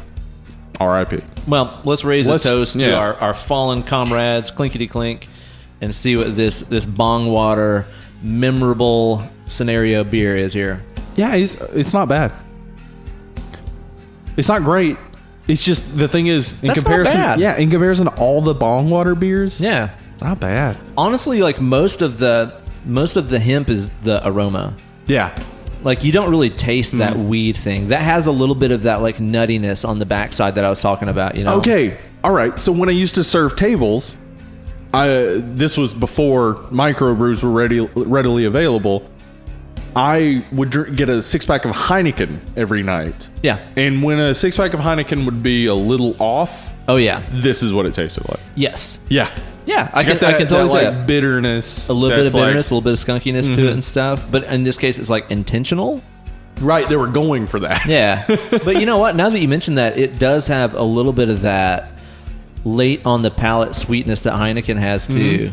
I drank quite a lot of Heineken while we were down in Colombia. Yeah. Also drank a lot of Colombian beers. If anybody's listening to this and they're in Colombia, you know Club Colombia. It's like the number one beer in Colombia. Is it? Okay. Yeah. So it's like their Budweiser. Oh yeah, dude. Yeah. Like in Colombia, there's maybe like 3 or 4 different like breweries that are Colombia specific that are, you know, around everywhere, and they're dirt cheap. Everything in Colombia is dirt cheap. If you want a fun South American vacation, dirt cheap. If you're Colombian, it probably is normal price. Normal. Yeah. But everybody's like fiercely loyal to like one brewery or another. But their beers, they were really interesting. They were definitely brewed for like mega hot climates and stuff because they were dry. Slightly bitter on the backside. Yeah. Great with food. Wow. Like great with like grilled meat and stuff like that. That's crazy to hear about, like a widespread beer like that it actually works. Yeah, totally. Instead of just being plainish. Yeah. But anywhere else that didn't have that stuff, I drink like Stella or Heineken or whatever. So I can see what you mean about that, the Heineken flavor being kind of sort of like that. Yeah. I don't mind that It's at all. handled. Yeah, like that's the thing is though, why would I ever buy this again? Yeah, it's a novelty beer.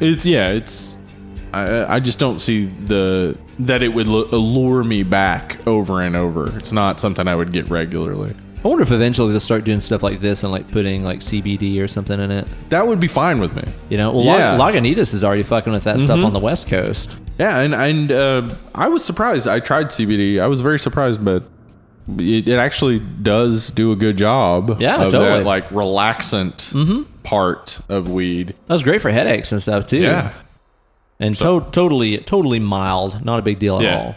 Go CBD. Yeah. All right, Steve. Now I assume this is not the first time you have seen a cabin in a wood. No, I remember, in fact, the lead up to Cabin in the Woods. I remember because Joss Whedon was making this movie with this guy who had written for Buffy the Vampire Slayer and Angel, wrote for Lost, and a couple of other shows. A lot of big series. And I'm like, this sounds great. Like, this was a little bit after Firefly and Serenity.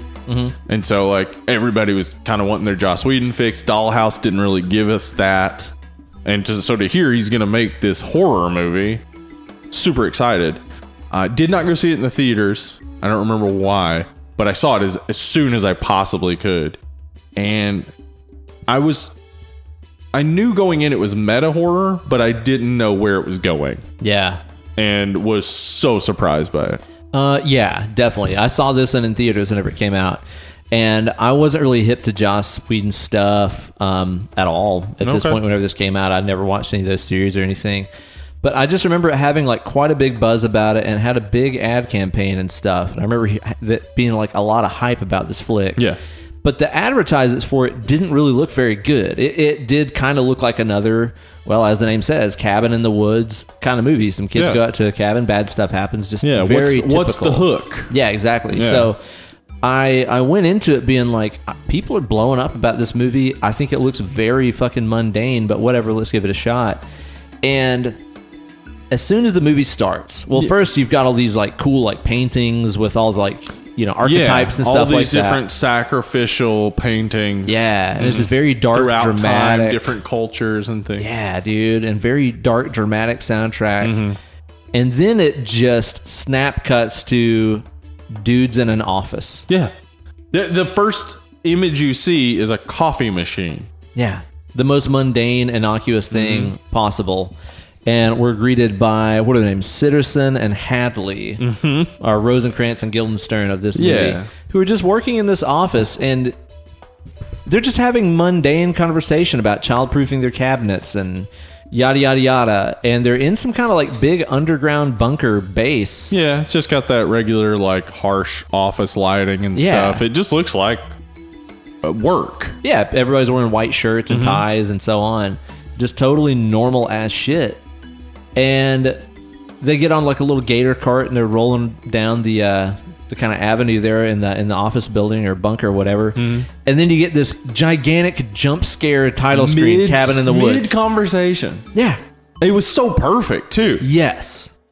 And I was like, this movie's awesome. Yeah. As soon as it started with that and it hit me with those title credits, I was like, okay, this movie's doing something different. It's like you knew within 3 minutes what the tone of this was, and that they were actually going to be attempting to do something that subverts your expectations. And the two guys sitting there are probably two perfect guys for those roles. Bradley Whitford and Richard Jenkins. Yeah, super We've talked accomplished about actors. them both. Yeah. Bradley Whitford with Get Out, Richard Jenkins with Bone Tomahawk. Bone Tomahawk, yeah. They come across as just two dudes talking about their job. Like you have no idea from the beginning what this is and why it's happening. Are they good guys? Are they bad guys? Especially if you've seen the previews of the movie. Yes. Because the previews didn't show any of that stuff. No. And that's the thing is, like, to me, I was just expecting this to be pretty teenagers getting slaughtered, and that's it. And then the movie starts with these two middle-aged guys in an office. Yeah. And it's like, okay, this is definitely not what I was expecting. Yes. And it gets slowly revealed what that is, but slowly in the way that we always talk about of showing, not telling. The exposition Absolutely. is so light. Yes, it is. And we're still learning at the end of the movie what's going on. Yeah. Which is just like it does this great job of pulling you along with it, where you never get frustrated because you don't know what's going on. You never feel left behind. Yeah, you never No. feel left behind. And I think that's actually very perfectly represented by Patience. The character. Oh, yeah. Yeah, the one-armed zombie redneck pain worshiper. Pain worshiper, yeah. Buckner. She's the best representation of the audience following along, because she actually ends up at the end of the movie. Like, she is following the movie slowly, like right behind it, just like us. She's right behind what's happening the whole time, where we're just like, I see what's happening, I am not sure why. Yeah. And then she shows up right after we learn, Sigourney Weaver tells us basically Why they do this. why they do this, and and then Patient shows up and does her thing. Yeah. So like we're slowly pulled along, but we're never left behind. No. Ever. And it just hit me too. Before we get way super spoily about this movie, if you're just listening to this to be like, should I watch this movie or not? Yeah, go. Why are you doing? Yes, Watch absolutely. it. Yeah, exactly. Don't let us ruin it for you. This is Yeah, kind of a you weird need to see twist it. sort of movie. Definitely do watch it. Yeah, I Just wanted to agree put with that that. out there before we get deeper into this stuff. Uh-huh. And then after we get that crazy jump scare title credits, like basically the only jump scare in the movie, the fucking credits. That's true. Yeah. Which is hilarious to me. Then we start cutting to what I thought the movie was going to be about. I mean, we have like a young college girl with no pants on packing for her cabin weekend with her gorgeous friends. And it's like, okay, now this is more like what I was expecting. But even in that opening scene where we have, what is her name? The main Dana? character? Dana. Yeah. We have Dana and her friend Jules and all of them we see getting ready. Kurt, we see Holden, he's the guy who catches the ball in the street. Yeah. Then Marty pulls up, weed smoke pouring out of his car. We kind of get the idea of who's who, but not entirely, because they don't fit the tropes. The archetypes, yeah. Yeah. Because that's the thing, is like this movie definitely plays with tropes and anti-tropes, even from the get-go. Like I said, this opening scene, you're like, okay, I know what's going on here. Yeah. You don't, though. You don't, because Kurt's an athlete, but he's smart. Yeah. He shows us he's very intelligent from the beginning. Dana is supposed to be the virginal one, but she's fucking your teacher. Yeah. Jules is supposed to be the dumb one, but she's obviously witty and gets everything the other two are saying. Yeah. There's no reason to believe that Holden is nerdy, but he becomes the nerd type of character. The only one who is very clear from the beginning, Marty. Yeah, pretty much. You know he's the fool. Man. Immediately, But know he fits also that has role. more insight about what's Exactly. going on than everybody else Yes. too. So Even though he subverts he his fits it tropes. very clearly, he subverts it. Yeah. Yeah. Well, and even the fact that, again, another horror trope is to have this secret plot all along. Oh, they're Right. being manipulated, whatever. Yes. Yeah, because, we could have never seen the organization until they go down that elevator shaft. But even the fact that the movie starts with showing, oh, yeah, look, here's this underground base and these people that do this for a job and stuff. That is even shaking off a trope right away, too. Yeah, not showing it could still make a good movie. I think so. But showing it from the beginning is subverting. It made it It's interesting. immediately subversive. And let me get into some of the production stuff, because we need to talk about what it's subverting. Because Joss Whedon said that they were trying to, and I quote, Ben, I did not make this up. Quoth me. That they were trying to revitalize the slasher genre. This doesn't feel anything like a slasher. This isn't a slasher. But it hits all the slasher tropes. It just has tropes that aren't slasher tropes as well. Things that are way outside of slasher tropes. Yeah. Like the whole organization thing. All of that is not slasher. No, huh? But the cabin, the kids, the tropes, the archetypes they fit, the people killing them, like all of that stuff fits slasher. That fits into a slasher, yeah. Right. Well, the thing is, and we'll get more deeper into, I think, the real commentary on horror and horror audiences and stuff as we get on into the show here. But I guess in a way, you could sort of say that what they were doing with this movie in terms of it trying to revitalize the slasher genre is almost just trying to have this finality of being like, okay, audiences, you guys want to see the fool and the slut and the virgin and all that stuff. Look, we've done this to death. We've been doing this since the beginning of the time. This is over. Can we move on to something else now?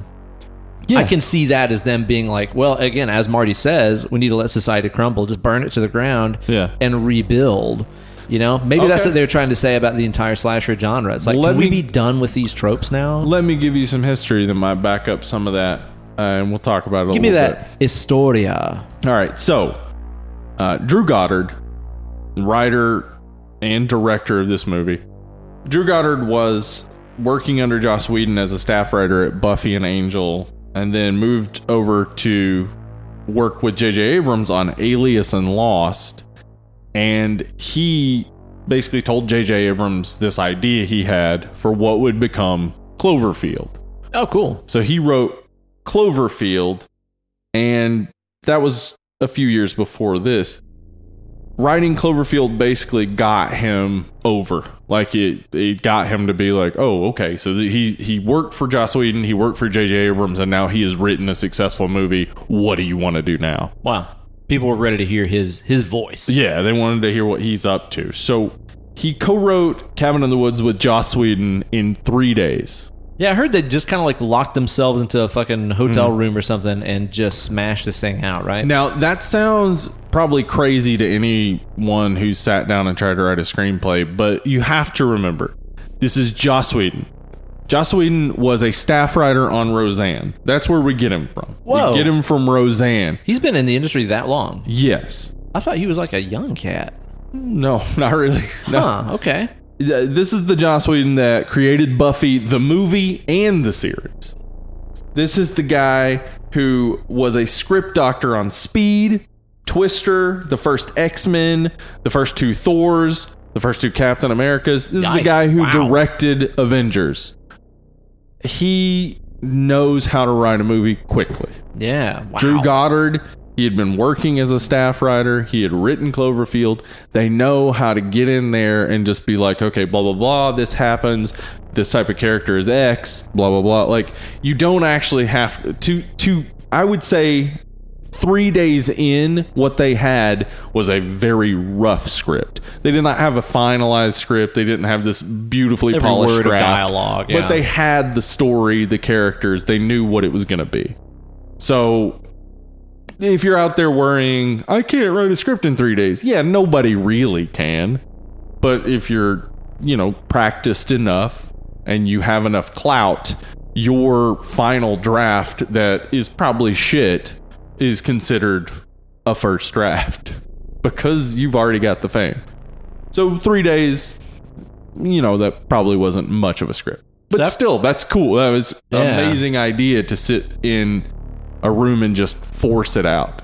So after they crushed this thing out, did they start shopping it around and it got picked up? Yeah, so shopping it around wasn't actually a problem. They were easily kind of able to get MGM to make the movie because they both had clout.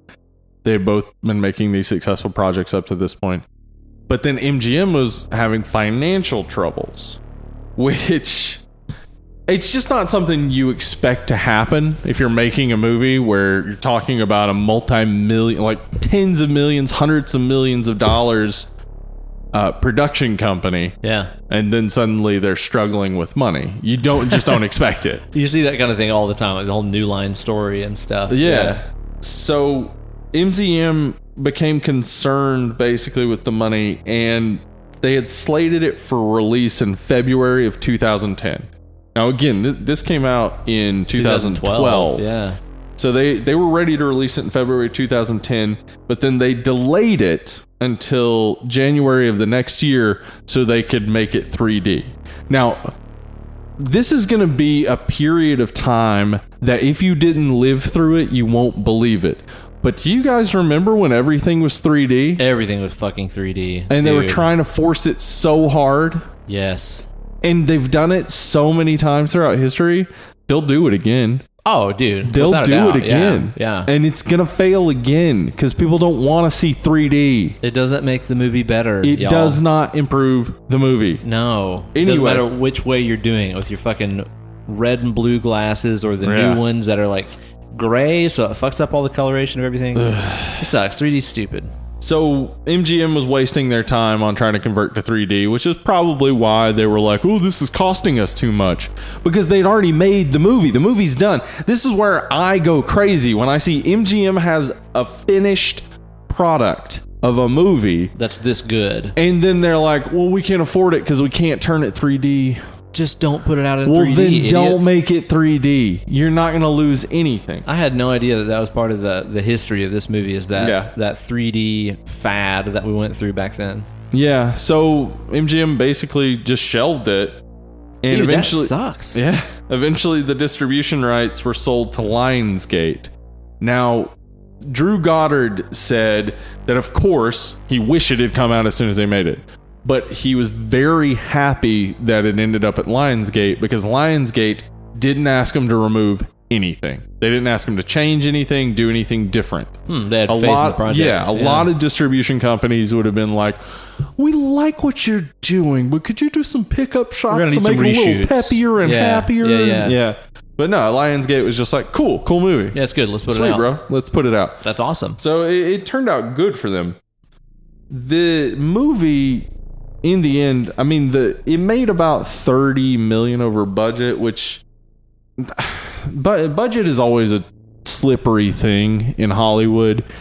They give a number that doesn't tend to include the amount that they spent on advertising. Yeah, which can oftentimes be as much as the budget of the movie. So you never know if a movie actually made the money back. But yeah, you say 30 over, but that might not have covered this half movie the advertising budget. Probably made a little bit of money because the advertising budget on it wasn't huge, but it also sat around for a long time just sort of waiting. So there's just lost money there. Anyway, so Drew Goddard and Joss Whedon, they nailed this movie, and to really nail it, they brought in some awesome people that as soon as I started reading these names, I was like, oh, they knew what they were doing. They brought in the cinematographer from Evil Dead 2. I mean, that's not the only thing he did. That was just the first thing he did. He's done a ton of other stuff. Big horror accolade right there. Yeah. Which is awesome, too, that they got him and then made it a movie where it's people in a cabin. He's on his own stomping ground. That cabin is obviously designed after the Evil Dead. Yeah, without a doubt. So Peter Diming is his name. And then to do special effects, which are, as far as I could tell, very minimally, if any, CGI. Yeah, I mean, things like giant snakes and ghosts and stuff like that. I think maybe the big bat creature may have been slightly CGI. Yeah, but CGI. Otherwise, everybody was people with costumes, with prosthetics and applications and stuff. So to do special effects, they brought in AFX Studio, which is David Anderson's company. Now, who the hell's David Anderson, you ask? Who's that? That's Heather Langenkamp's husband. Dios mío! Yeah, that Heather Langenkamp. Now the people who don't know Heather Langenkamp are like, which Heather Langenkamp? Oh. The one from Nightmare on Elm Street. That one. Yeah, she and her husband run an FX company. and they were brought in to do this. So we have the cinematographer from Evil Dead and the final girl from Nightmare on Elm Street Pretty badass. working on the movie, but not even in the movie. Like, the movie itself, They got alumni behind the scenes. I've talked about this so many times. Like, it's so annoying to me when they bring in actors to just be like, remember she was in that classic horror movie? But when they're bringing in people who worked on the movie, you never even see them in front of the screen because they want that feel. They want to be able to, like, create this feel of these 80s slashers, which you really see when you see all the different creature designs. Like, all these different 80s and early 90s slasher/horror movies are kind of represented. You got the pinhead type of guy with the saw blades coming out of his head, and instead of a square puzzle, it's like the ball. Yeah, sphere. You got the ghosts that are kind of Frighteners-esque. Yeah, you see some Strangers-esque characters. Strangers in white characters. masks. An awesome looking werewolf. Dude, that werewolf looks great. Like, fantastic. And Yeah. it's a guy in a suit. Like, it's definitely not CG or anything. It looks great. It looks awesome. Even the evil clown in there looks killer. And that fucking mermaid. Oh my god. That fucking mermaid. That was perfect. Like, because the setup of it was already Wonderful. there, but it could have just been a joke. They could have just left it's like, it. I was really hoping we got mermaid. Yeah, they could have Yeah. just left it as a joke, and we'd all be like, yeah, it's funny. But then they follow up on it and have him get killed by one of the mermaids. Hoisted on his own petard. Dude, I remember whenever I watched that in the theater, and he's laying there on the ground, and you hear like the wet slapping coming across the floor, and he's like, "You got to be kidding me!" And it's this hideous fucking merman. I mean, he just looks disgusting. Yes. Starts chewing on him, and the blood comes out the blowhole. I was like, "God damn it! This movie is the shit." It's so good, So man. good, yeah, yeah. all those character designs and stuff are amazing. They look fantastic. They had, they said, close to 1,000 people turned into 60 different monster designs. Golly. So you kind of get the scope of it when they're in the elevator and they're all in those cubes and it backs out. Yeah. And you see all these different creatures that some of them you don't even see when they're released. Like, some of them you get more of an up close view of, but there's just so many different types of creatures. And I love that they say, like, the guy, the guard that they bring in, whose last name is Truman, and who's supposed to obviously represent us who don't know what's going on and need to be, like, told about everything. The scientist from the chem department tells him, he says, they're like the things of nightmares, and she's like, actually, they're what nightmares are made of. This is where our nightmares come from. These were the things that existed before us. And so all these terrible, horrific, scary-looking creatures, they were the things covering the earth before humans came along. Yeah, or like prehistory and shit. Crazy. Yeah. There's kind of this like Lovecraftian lore about this movie, and I think it's very explicit when they start talking about the old ones. They say ancient ones, they say old ones, elder gods, all that sort of stuff where it's that's like straight up Lovecraftian. Lovecraft. And I remember whenever I watched this movie the first time, I thought that it was kind of a narrative on how all horror and all the things that we, play with in horror movies and stuff like that are all in some way like paying tribute to the old master of horror, like H.P. Lovecraft and the old gods. Yeah, and you ancient all ones go. and all I mean, that. they all go back to Bram Stoker, to Lovecraft, to all these other people that. I mean, Stephen King's our modern master, but people are always just drawing from things that have already come, because we came up with the scariest shit you could come up with thousands of years ago, I'm sure. Like, people who lived in caves and struggled to eat meat because of harsh winters and things, the fears they had They are dealt with some probably real shit. much deeper than anything we've ever felt. Oh, yeah, absolutely. That kind of goes into the origins of horror and why we like horror and why we... It's a safe place to play. Yeah, why we seek it out and stuff. Well, I think you said it a long time ago on the show, but you like horror because, kind of like what you're talking about earlier, it lets you think about the worst case scenario So that Be way when things prepared. go bad, it's not really something new to you. If there is a knife-gloved man in my dreams, I have a pretty good idea know what to do. You turn your back on him and steals power away from him. Or let him turn me into a cockroach just for fun. Yeah. Then wake up. Tell. I'm a cockroach. Yeah. But yeah, I think that this movie kind of toys around with some of those ideas about how everything is just in homage of, the old gods of horror, so to speak. I think I get a little bit different impression of what this movie is kind of going for these days, but that was kind of the first impression that I got out of it. It's so cool. It's like there's this definite built-in mythology with this flick that, like you said, is never really explicitly stated, but I noticed some fun things this time around where, like, even in that very opening sequence with the guys hanging out at the coffee maker and stuff, they're already talking about how things are going wrong. Yes. Which is they're cool. already in the process, because the central premise of this is that there are these ancient ones who require a very specific sacrifice, and each country is trying to make that sacrifice. Mm-hmm. Elsewise, the old gods come back and destroy everything. And it seems like each different country has different qualifications, because when we see mostly the Japanese girls, and what we see is that it's a group of cute little schoolgirls, Japanese schoolgirls, who end up turning a spirit into a frog. And it looks like Samara and stuff, floating around the room. So over there, they don't have these 5 different tropes. Apparently, they have something else going on. Yeah, that's true. They don't have the jock and the fool and yada yada. Yeah. I hadn't thought about that. So the ancient ones will accept particular sacrifices, but it has to be to exact specifications. Seems like it has to be of cultural relevance or value. That would be, okay. So what that would then indicate is either that the ancient ones are guided by culture, or more possibly and more likely, they guide culture. They make the decisions that guide what we see and intake and enjoy. It's pretty sick. Yeah. But yeah, they definitely make it clear that these things happen all over the world. Yeah. And some of them are starting to fail. Right.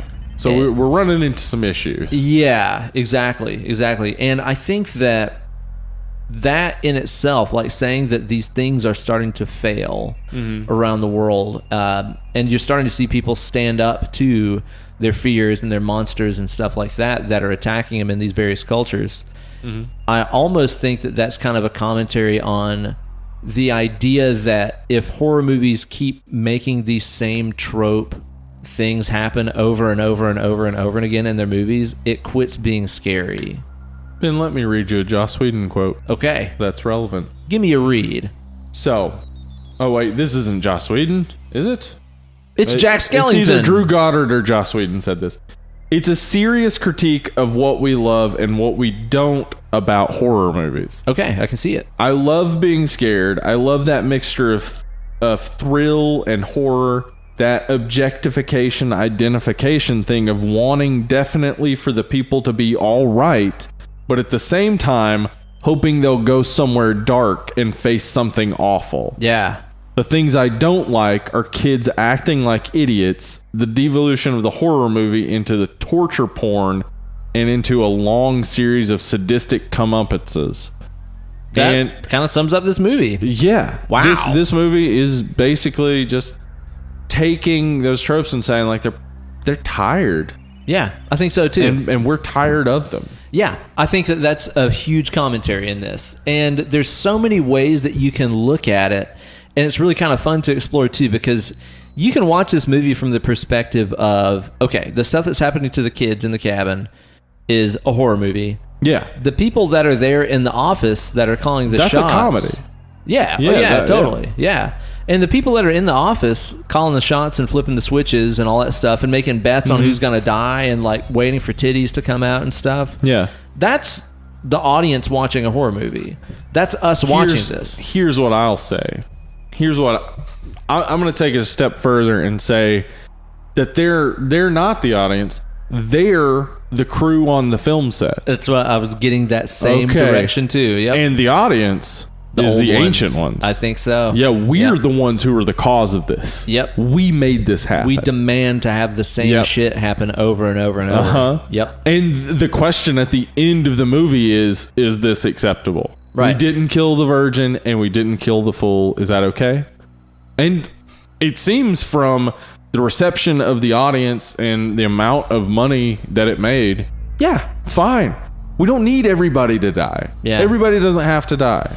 I know what you mean, because that's kind of the impression that I got out of this as well, is like watching this knowing that the old gods, like you said, are the audience, the consumers. The people in the office, like you said, are the film crew making this horror movie happen, because they are. They're orchestrating this entire thing for the entertainment of the old ones. Right. Us as the audience being the old ones. And I don't think, like, they seem to take some joy in it, but I don't think it's the type of, like, they're not sadistic. It's just kind of like they recognize... It's a job for them. Yeah, it's a job, and they recognize the reality of, if this doesn't happen, absolute destruction of humanity. Yeah. So we're not happy about it, but also we're saving humanity. So we're kind of happy about it. But then at the same time, like, what you get out of it is that if the old ones or the typical horror audience aren't satisfied, if they don't get those things, if they don't get the fool and the boobs and the jock and stuff like that, then they will be unsatisfied and destroy the world.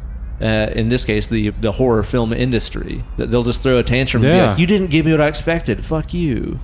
Yeah. Okay. I think that that's kind of a commentary on the fact that there are a lot of horror fans that just don't want to see something different. They just want to see the things that they expect, that they've already seen a million other times, and just see it happen again and again. I mean, they make it obvious in this movie that this same plot line has been going on since the beginning of time. Right. I You mean, know? it's changed. Like, they make that clear that it, like, what's his name? Bradley Whitford, whatever the character's name.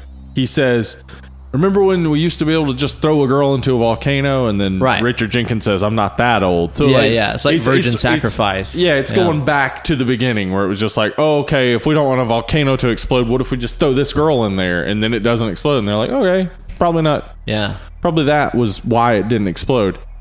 And it's advanced from that to these more elaborate, like in the opening, as you said, like it's showing like Aztec, Egyptian rituals, like different rituals throughout time that are obviously more and more elaborate. And this one has gotten to the point where it is excessively elaborate. They've created a wall around the cabin, like like fake honeycomb weird barrier wall. They've made a way to blow the tunnel. They have drugs that sort of induce them towards these things. All of that comes, I would say for sure, the drugs at least come from the past ideas of human sacrifice. Like the Aztecs, I believe, were pretty heavily sedating and drugging the sacrifice victims.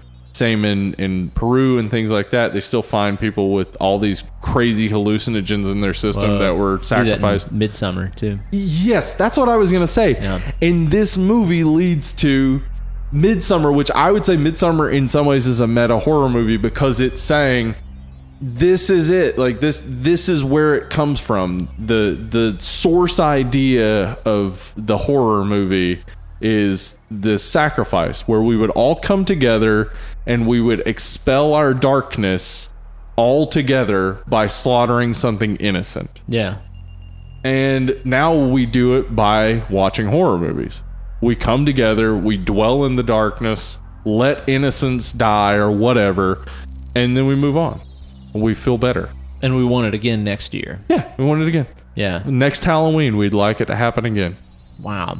Yeah, I think that it very much is a love letter and a diss to everything horror. I mean, because there's so many things in this, like all the references and they're spoofs heavy and stuff like that are very obviously made by people that love classic horror movies. Yeah. You know what I mean? Like, I don't think that they put any of that stuff in the movie as like a belittling or negative critiquing kind of thing. The inclusion of the strangers is saying like there are still good There's horror still good movies. shit here. Yeah, because for the sure. strangers was just a few years before this. Right. Yeah. So they were saying like there's still good stuff out there. but we really need to step it up. Yeah. But like I said, I think the commentary on the fact that, you know, this typical trope narrative is stopping working around the world, and people are defeating their fears. Yeah. Because it's just the same shit over and over and over and again. In the nobody's horror genre. afraid. Yeah. And then also, too, just the whole temper tantrum that the old gods throw. Yeah. That they don't get exactly what they want. Mm-hmm. And even, too, like, here's another thing about this movie that I find to be kind of an anti-trope, and also kind of a fuck you to typical horror movies and even horror fans in a way. The movie ends with the world ending. Maybe. Fuck your sequels. I mean, that's the assumption, and I think it's right that the ancient gods are like, yeah, fuck this. Which is a real interesting, like, they're crawling out of their basement to voice their displeasure. Yeah, sounds like nerds. Yeah, sounds like fucking nerds, right? Exactly. Like, they're crawling out of their depth to voice their displeasure. So yeah, they're the end of this is the end of humanity, we would assume. So yeah, no sequel to that. Highest kill count of any movie ever. Yep, the entirety of humanity. Actually, you know what? In game probably is higher, because this is just Earth that got destroyed. Half of the entire universe and yeah, everything. Yeah, so that'd be the most. Wow. Holy shit. Way to go, in game. No kidding. God damn, man. Brutal. They go hard. They do. Avengers go hard, man. But yeah, it's like, I think that even the fact that this movie ends with, in my eyes, a pretty definitive, there is no sequel, the world ended. Yeah. Is even kind of like an anti-trope to horror. And Drew Goddard and Joss Whedon have both said that, like, yeah, they're not going to close the door that there might ever be a sequel, but they just don't see a reason why there would be. I just think it should just be a standalone. Just indicates, like, done. Yeah. That's it. But doesn't that say so much about the film industry and stuff too, though, that these people that are working the office, which, like we said, we kind of interpret as a film crew, they work for the old ones. I mean, they're working to keep them satisfied. Us, yeah. Yeah, exactly. They're working to keep us satisfied. Yeah, I mean, ultimately, the consumer is always in control of every situation. If you don't want it, quit putting dollars into it, you know? Yeah, I mean, that seems to be true until you recognize that there is some audience out there that just will buy whatever. Yeah, not because they keep making Transformers movies. Yeah, and not one of them has been good. That's what I hear. I heard that Bumblebee movie was actually pretty okay. I heard. All right, I'll be the judge of that. I'll be the judge. I probably won't be. I probably won't watch it. Yeah, no, probably not. But yeah, man, I like too that you kind of get this. You kind of get this insight into the life of the sacrificial lamb when it figures out that it's stuck in a horror movie as a sacrifice. Like the fact that, it's like you have these tropey jock and dumb blonde and stuff like that. But then, like, Dana and Marty especially, we really get to know those characters, and they figure out that they're cogs in a wheel. It's like they escape from the horror movie that they're in. Yeah. And that, what you just said, is the other subversive element to this. This movie, like, people who think that you shouldn't talk politics and horror, first off, are idiots, because all horror movies are political. Yeah. But this one in particular is very political in saying, like, you have to take an active role to change this. You have to do something to blow this up. Mm-hmm. I mean, the line that Marty says early on, where he said society needs to crumble, we're all just too chicken shit to let it. Yeah. Like, that's amazing foreshadowing, but it's also a very deeply political statement that the way things work currently don't work. But the thing about this is, this can also be foreshadowing the rise of Trump. Yeah, no kidding. Because that is a lot of why he got voted for. Is people were like, I want to shake up the system. Tired of the establishment. Yeah, and like, I would absolutely agree with that. I mean, that's the one thing we agree with Trump supporters on is, something needs to change. Yeah. Trump's not the one to do it. It's not the one I wanted, but okay. He's not changing anything in any way I would like. And it's certainly monstrous and seems like the end of the world for sure. Yeah. So this movie is very resonant with the current time, especially with saying things like that. And even, like, Sigourney Weaver, her line just destroyed me, where she is talking about the end of the world, but she says to them, because this is right at the end, obviously, where they're learning why they have to die or whatever. And Sigourney Weaver, the director, is her character's name. Mm-hmm. She says, we're not talking about change. We're talking about the agonizing death of every human on the planet. And I really feel like those are perfect bookends. The idea that we're too chicken shit to change, and that the change that we end up getting isn't change, but destruction. Like, it's very resonant with current times, but also like saw a future where we would want change and then be given it by the wrong people, where the change would actually end up being worse to the destruction of humanity. Yeah. But again, they didn't know anything about that. There's So no way obviously they they could've known weren't about that. writing about that. They were just saying, like, yeah, your change would be good, but it could be bad as well. Yeah. Well, that's the thing, is I think that they were trying to refer to hopefully changing the ideas and stereotypes and tropes of the entire horror genre. I mean, you could look at this movie as just being the final nail in the coffin of like, okay, guys, are we done with the virgin? Are we done with the jock? Are we not fucking done with this by now? Yeah. I think that this movie is trying to put that nail in the coffin of those characters and say, can we not move on and try something different? Because we've been telling that same story for so long, you know? And I would say that since this movie was written and made 2010, we have seen an improvement in horror. There's been some dope stuff come out. Babadook, The Witch, Blackcoat's Daughter, the one with Bradley Whitford. Shit. Jordan Peele. Yeah, Get Out. Get Out. There we go. Yeah, like we've seen this revolution in horror where people were like, yeah, you're right. Like everything does need to change. We need to stop relying on these old tropes, falling back on these old archetypes. We need to start doing something different.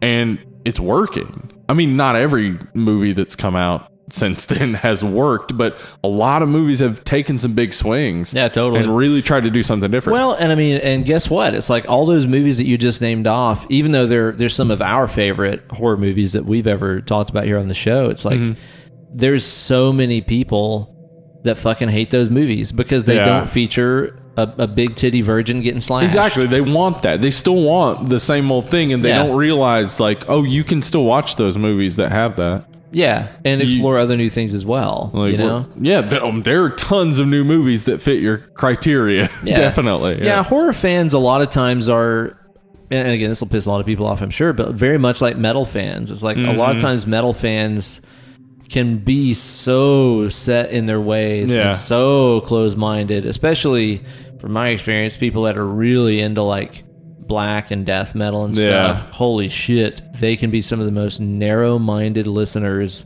in the musical world. And you know, I think part of that's because those are such extreme genres, the same way that horror is such an extreme genre. So it tends to breed people with extreme opinions, you know? Yeah. And there are still so many people in horror that, like I said, if it's not those tropes, they don't seem to care about it. So when they see a movie that tries something different, like The Witch, and it doesn't, they just get bored. Yeah, it doesn't suit their expectations. Well, then it's out. I just don't know how you can watch a movie where a baby gets killed and squashed into a poultice. Oh my God, as dude. Not an awesome horror movie. Oh, man. Fuck, I love that movie so much. I can't wait to watch The Lighthouse, dude. Oh man, yeah. It looks very incredible, interested. man. I saw a review today that said it's like a mix between The Shining and Moby Dick, and I'm like, count me the fuck in. Okay. Yeah, I'm interested. So this movie, too, is so effective because our cast of characters, our hapless teens and these people that are in the office and stuff are so fantastic. And I like, too, that they cast mainly pretty unknown people in this. This is kind of like before the rise of Hemsworth. See Thor, but he wasn't Thor. Yeah, this is pre-Thor, yeah. And the other kids, like, I don't know, they weren't really anybody super noteworthy at the time. No. Fran Kranz, the guy who plays Marty, Fran Kranz. That is his name. What? He was He was in like Donnie Darko in Orange County, The Village. Oh wait. But he didn't play the biggest roles Orange in those. County. It's been forever since I watched that. Was he in there? Yeah. He wasn't the main kid, He wasn't was the he? main. No, that's Colin Hanks. Okay. Yeah. Holy shit. Okay. But yeah, they really Not A-listers. Yeah, they're not people that would immediately be recognized when it was made. Though by 2012, I'm pretty sure Chris Hemsworth was already Thor, so it was like, Yeah. that's Thor. But before that, it would have been like, I don't know who that is. Yeah. He's handsome. Yeah. Everybody does such a good job, man. It's like everybody does a great job of being their typical, archetype that they're supposed to represent, while also being, well, I mean, just like a lot of those archetypes that you meet in real life, dude. It's like, I've known jocks that were extremely smart. I've known that's the thing. Gorgeous blondes that were extremely smart. Yeah, It's like, they don't fit the mold of not often of the archetypes that they're then forced into. Mm-hmm. It really does. This movie, despite the fact that we hear from the organization like, oh, we can't force them into anything or blah, blah, blah. But what they know is that if we do this specific thing, there's almost always the same result. So if we boost the pheromones and make the moon come through the branches just right, it will make her take her top off. Yeah. Well, I mean, Sigourney says, we work with what we got. It's like, me, a virgin? We work with what we got. Yeah.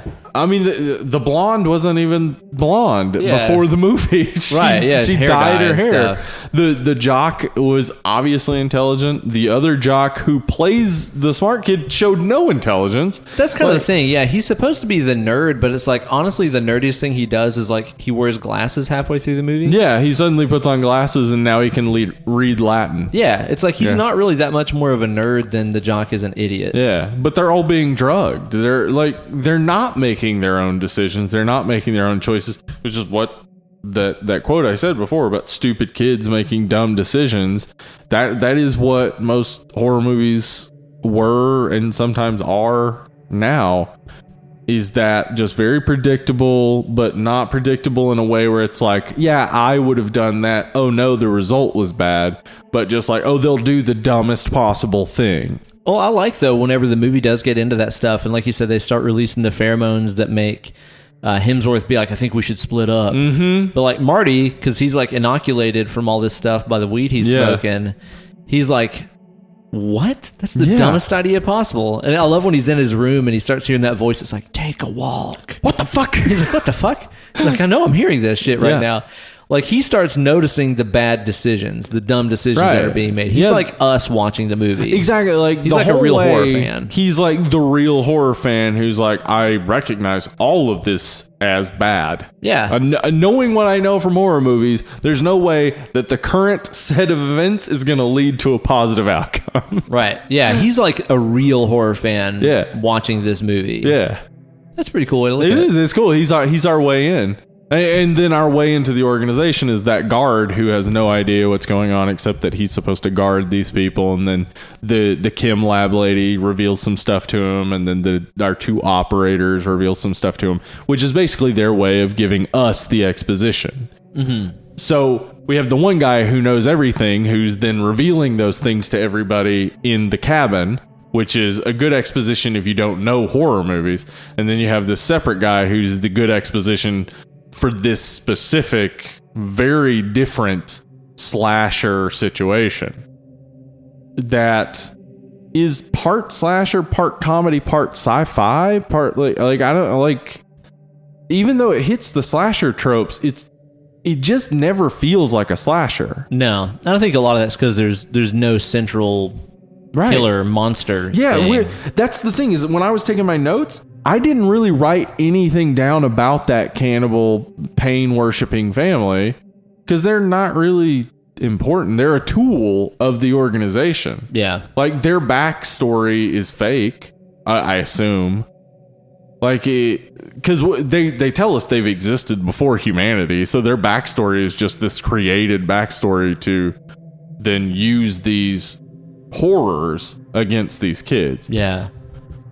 But yeah, I don't think that calling this like because even Wikipedia doesn't say this is a slasher. Only Drew Goddard and Joss Whedon have made that assertion. I see the tropes. I don't I don't think in the end it warrants being called a slasher. No, Yeah. I don't either. No, to me, it's a horror movie about horror movies. It's a horror movie for horror fans. Yeah, because the inclusion of, say, like Hellraiser, like the Hellraiser type guy, the Pinhead type character, the inclusion of ghosts aren't slasher, werewolves, like it seems more Overarching. Yeah, just covering all of horror. But at the same time, it's like I've met numerous people that aren't really that into horror movies that saw this and loved it. They thought it was great. Okay. And I'm like, that's cool. I'm glad that you enjoy it and you got something out of it. Like, I wonder how much of this narrative that we're talking about came through to you, or if you were just able to watch it as like or was it just the humor of it that you enjoyed? Which to me is fine either way. Absolutely fine. You know, to me the mark the humor is solid. Yeah, totally. Well, and to me the mark of a really great flick like that is like you kind of get out of it what you put into it.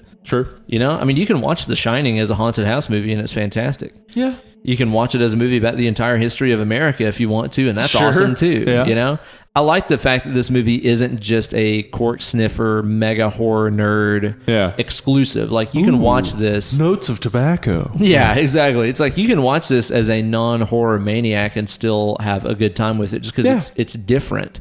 And that's the thing is like, even to going back to our talk about how this is kind of a narrative on horror fans, the fact that people that aren't even giant horror fans can watch something like this that's so different and so non-traditional and have a good time with it, that's proof that these archetypes are dead.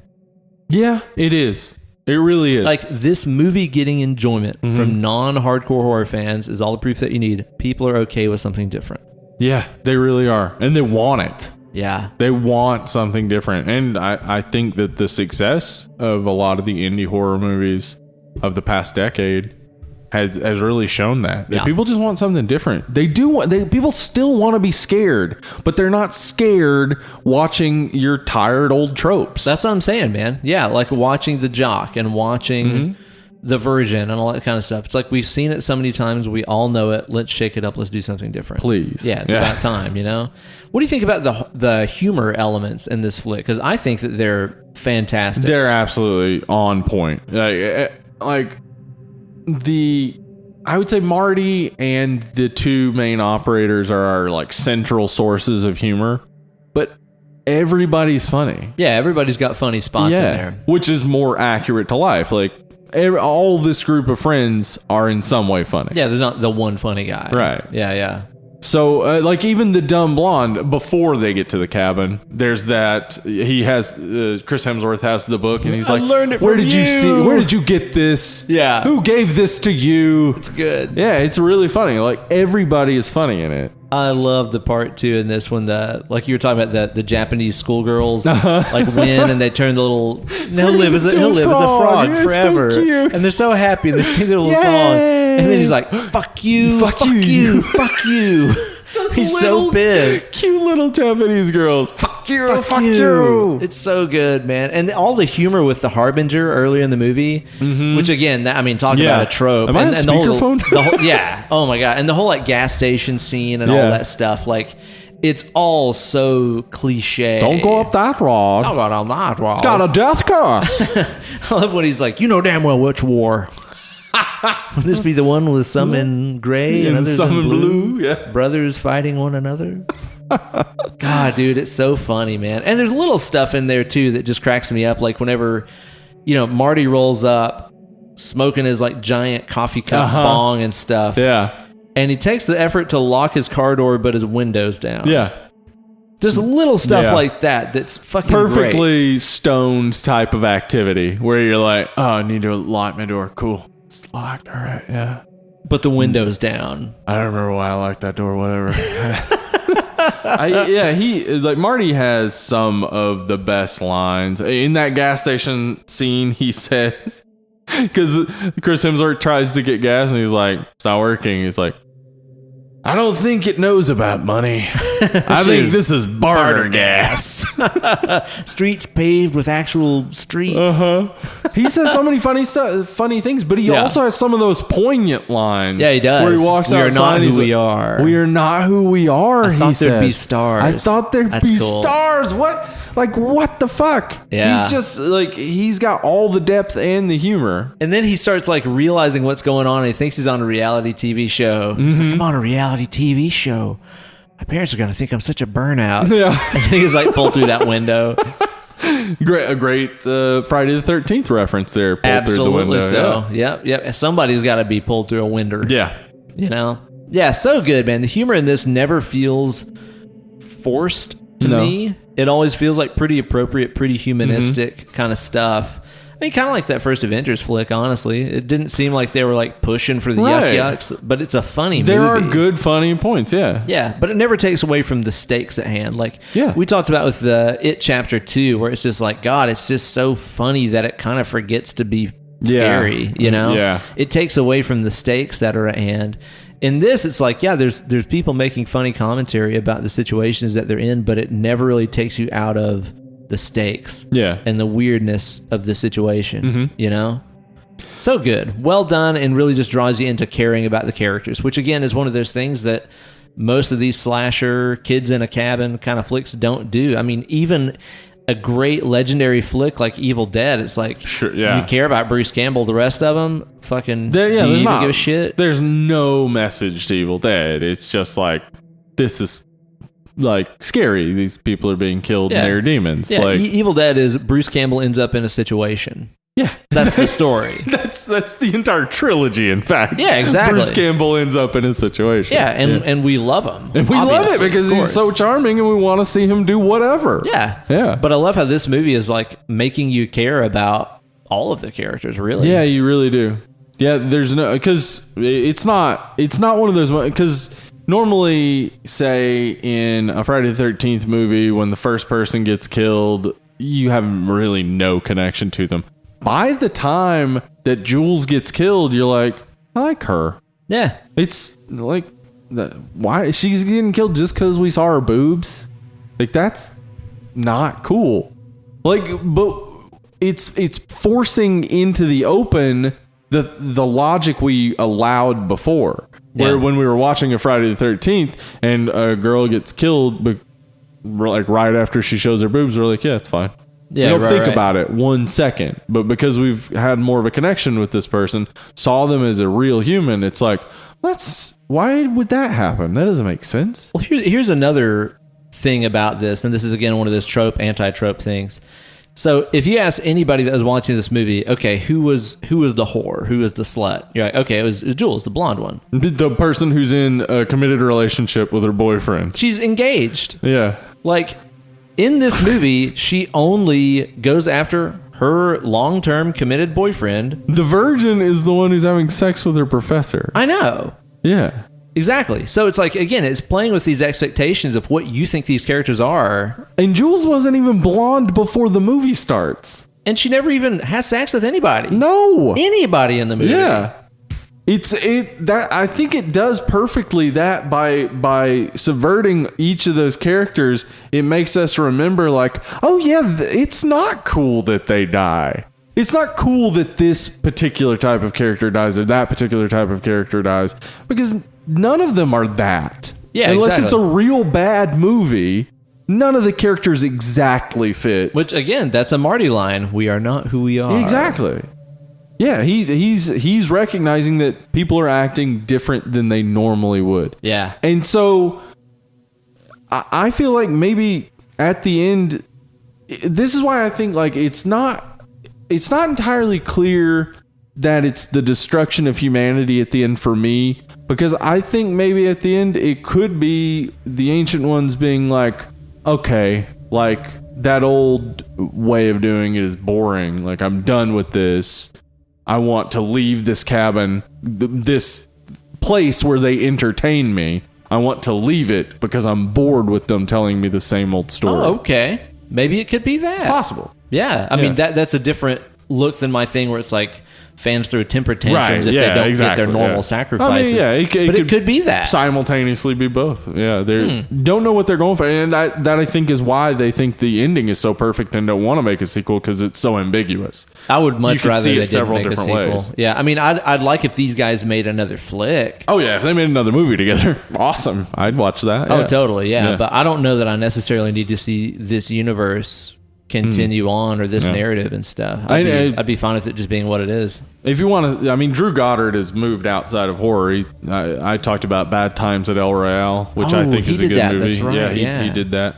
So, yeah, I think they've both moved past this. But if they ever did in the future come back and be like, let's just make another horror movie, I wouldn't want it to be a sequel to this. But if it was in the same universe in some way, not like no very obvious nod to it, but just like tiny Easter eggs maybe that you could then start to be like, wait a second, same universe. Yeah, that connects. That could be fun. That could be cool. Yeah.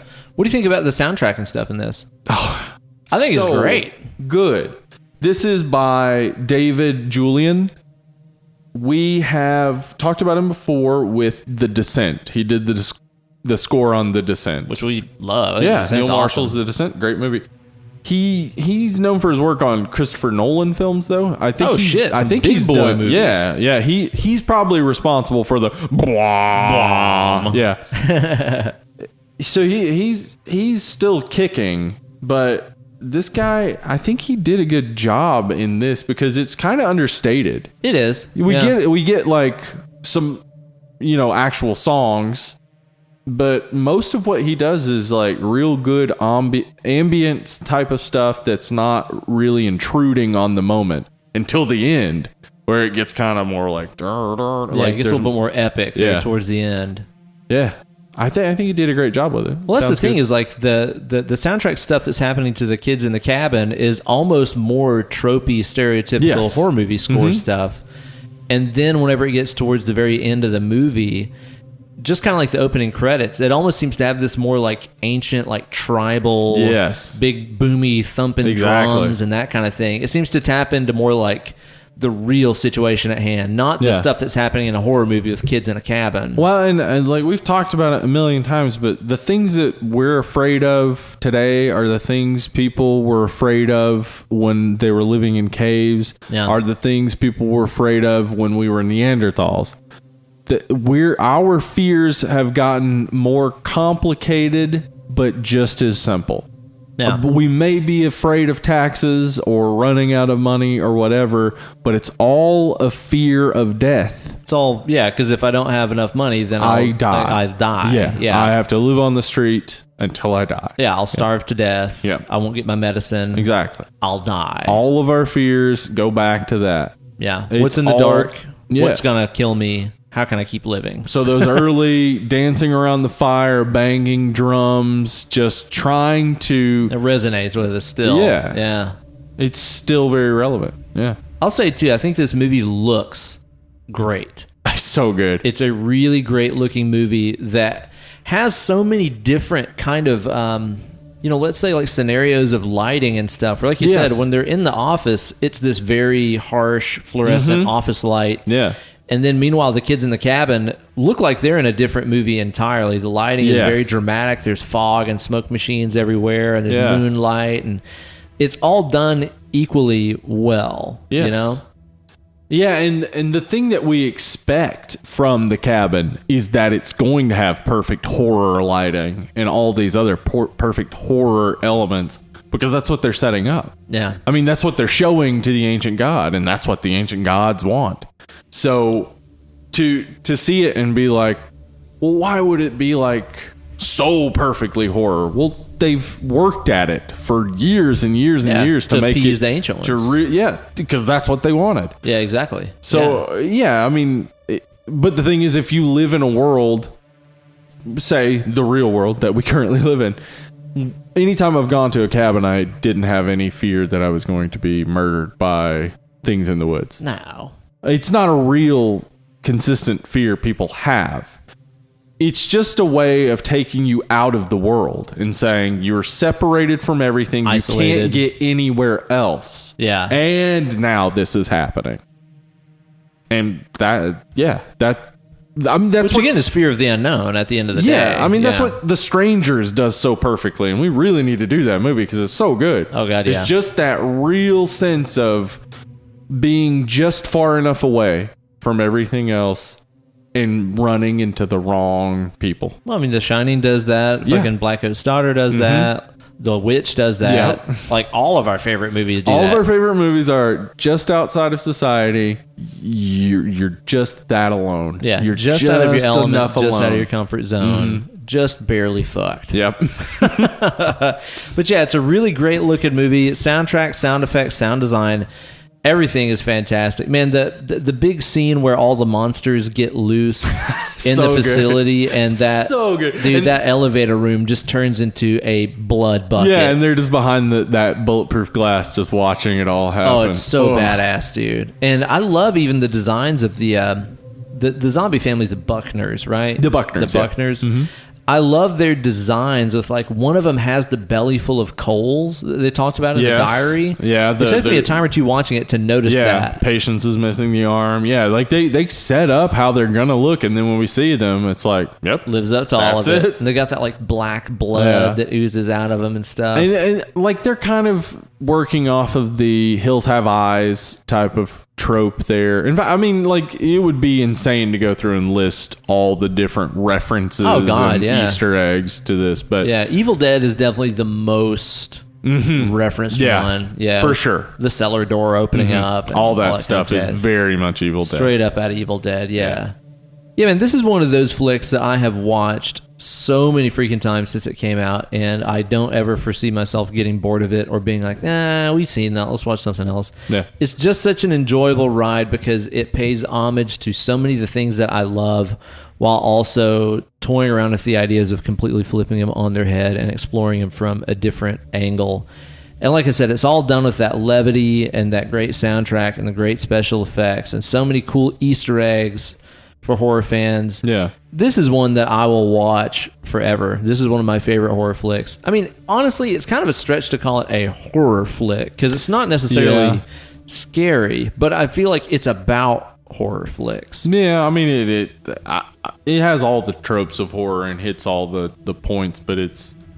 But at the same time, since It's like- you know that it's all being forced upon these Right, people, yeah. it never feels scary. Yeah, you never really get into the fear of it. Yeah, because you Yeah. know it's all by design. Yeah. You know the design of this thing is to get these kids, get them acting dumb so that they Yeah. can be killed and sacrificed. Which is I mean, itself a commentary saying, like, okay, so when you watch those horror movies, why? Why are you watching them? It's not Like, scary. it's You not know this scary. is by design. Yeah. It's built this way, you know? Yeah, which again is kind of a deeper commentary on where the genre has Yeah. gone, I think. But like I said, I just don't know anything else to call it other than horror, you know? Yeah, I think, I mean, horror is a catch-all sometimes. Horror will take on whatever will sort of attach to it. Yeah, seems if that it's way. close enough, horror. This is one of my favorites. I mean, really, Yeah. like I said, I will continue to watch this forever. If I'm gonna come up with a score for this thing, man, honestly, it's way high up. I think this is probably like a fucking like 9.5 for me. Also, too, it's short It's an hour 30.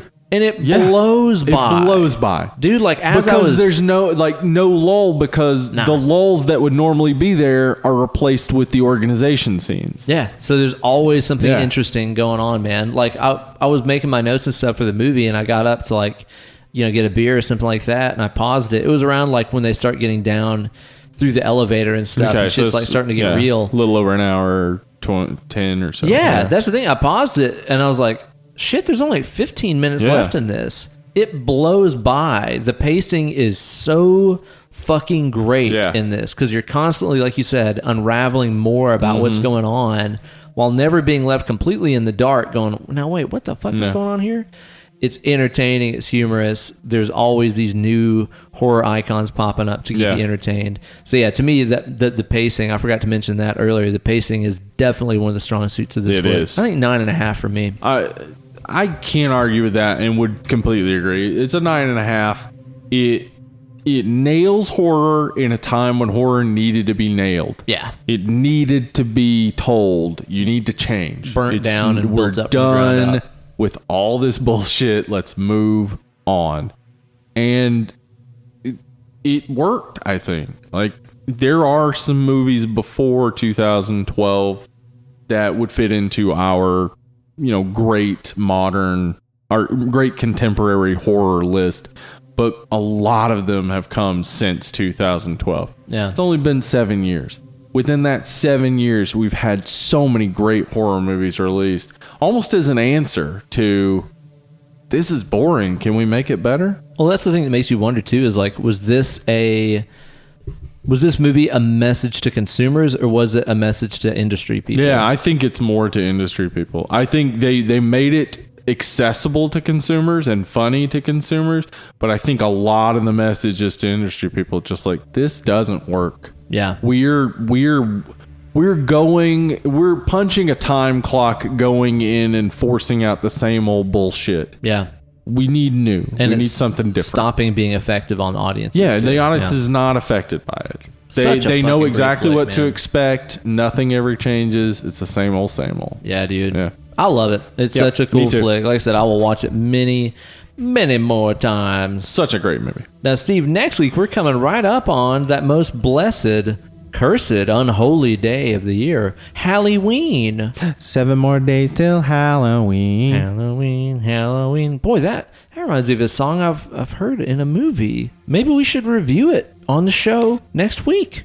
Must be the season of the weird. Oh my goodness gracious. We're going to be talking about Halloween 3, Season of the Witch, Yeah. a loved and hated piece of horror history. Yeah, I was about to say, I have seen so much lately on Twitter and Instagram, people just really going back and forth on Halloween 3. It's still a point of debate. I think it's a perfect time to cover it. People really need to watch this movie for what it is, which is not a Michael Myers movie. It's a Yeah. Tom Atkins movie Yeah. about him fucking everything in sight. That's what the movie's about. That is what it is. It is such a goddamn weird It movie. is a strange movie. I love it. Needs to be I discussed. think that it's awesome. So I'll look forward to talking about that on the show next week in celebration of All Hallows Eve. Samhain. That's the one. Halloween. It's one of them days where the dead rise and Just whatnot. one of those days when the dead rise and stuff. The funk of 40,000 years. Well, Steve, in the meantime, where can they follow us on social media and give us their You money? can find us on Twitter and Instagram at Dead Lovely Pod. We got a Facebook group, Dead and Lovely Horror Movie Podcast group. Boom. You can go on over, though, and the best place to find us, go on over to patreon.com/Dead place. and Lovely. The best. Donate some money to us. If you become a $5 patron, guess what, buddy? What can they do? You can help us decide which movies we cover. And for the month of November, aka Novvampire, we have already chosen a movie. Not going to reveal it right now. You'll see the video. That's right. But the movies that we didn't choose, the vampire movies we didn't choose, we are going to put up for a vote. So by the time this episode comes out, the vote should already be up. Go in, vote on the titles that were given to us by our Patreon patrons, and choose the other 3 vampire movies we will cover in November. Yeah, that's right. You guys help us drive this car towards the direction of some spooky, scary vampires. Oh, no. Bela Lugosi's dead. That's Bauhaus? Yes, I think it is. I think that is Bauhaus, if I'm not mistaken. Yeah. Oh, man. That's some great shit right Yeah. there. I need to bust out some Sisters of Mercy before There you go. Halloween's over, man. I need that shit. I need some Lucretia, my reflection. Yeah. I need it in my life. Well, you guys be sure to tune in then. If you like this show, as we said, give us some money on the Patreon and rate and review on iTunes. Helps us out so very much. So hop on there or your podcast app of choice. Give us a review. You guys have been fantastic. We have been Dead and Lovely. And we'll see you guys later. Hasta mañana, Hasta luego. amigo. Colombia. Bienvenidos a Miami. Come and knock on the door. Ooh, we'll be waiting for you. That song had it has a comforting effect on me, and I don't think I heard it that many times, but every time I hear it, it reminds me of childhood. Yeah. Even though, Three's Company was off by the time I was born, I think. Yeah, I was going to say, I thought that was like a late 70s 70s, show. early 80s Yeah. thing. I don't think I ever once watched it. I've just seen a few reruns, but that song just like kicks. Maybe I will come and knock on your door. You'll be waiting for me? That's nice. Three's Company 2. Aww. Let's hang out.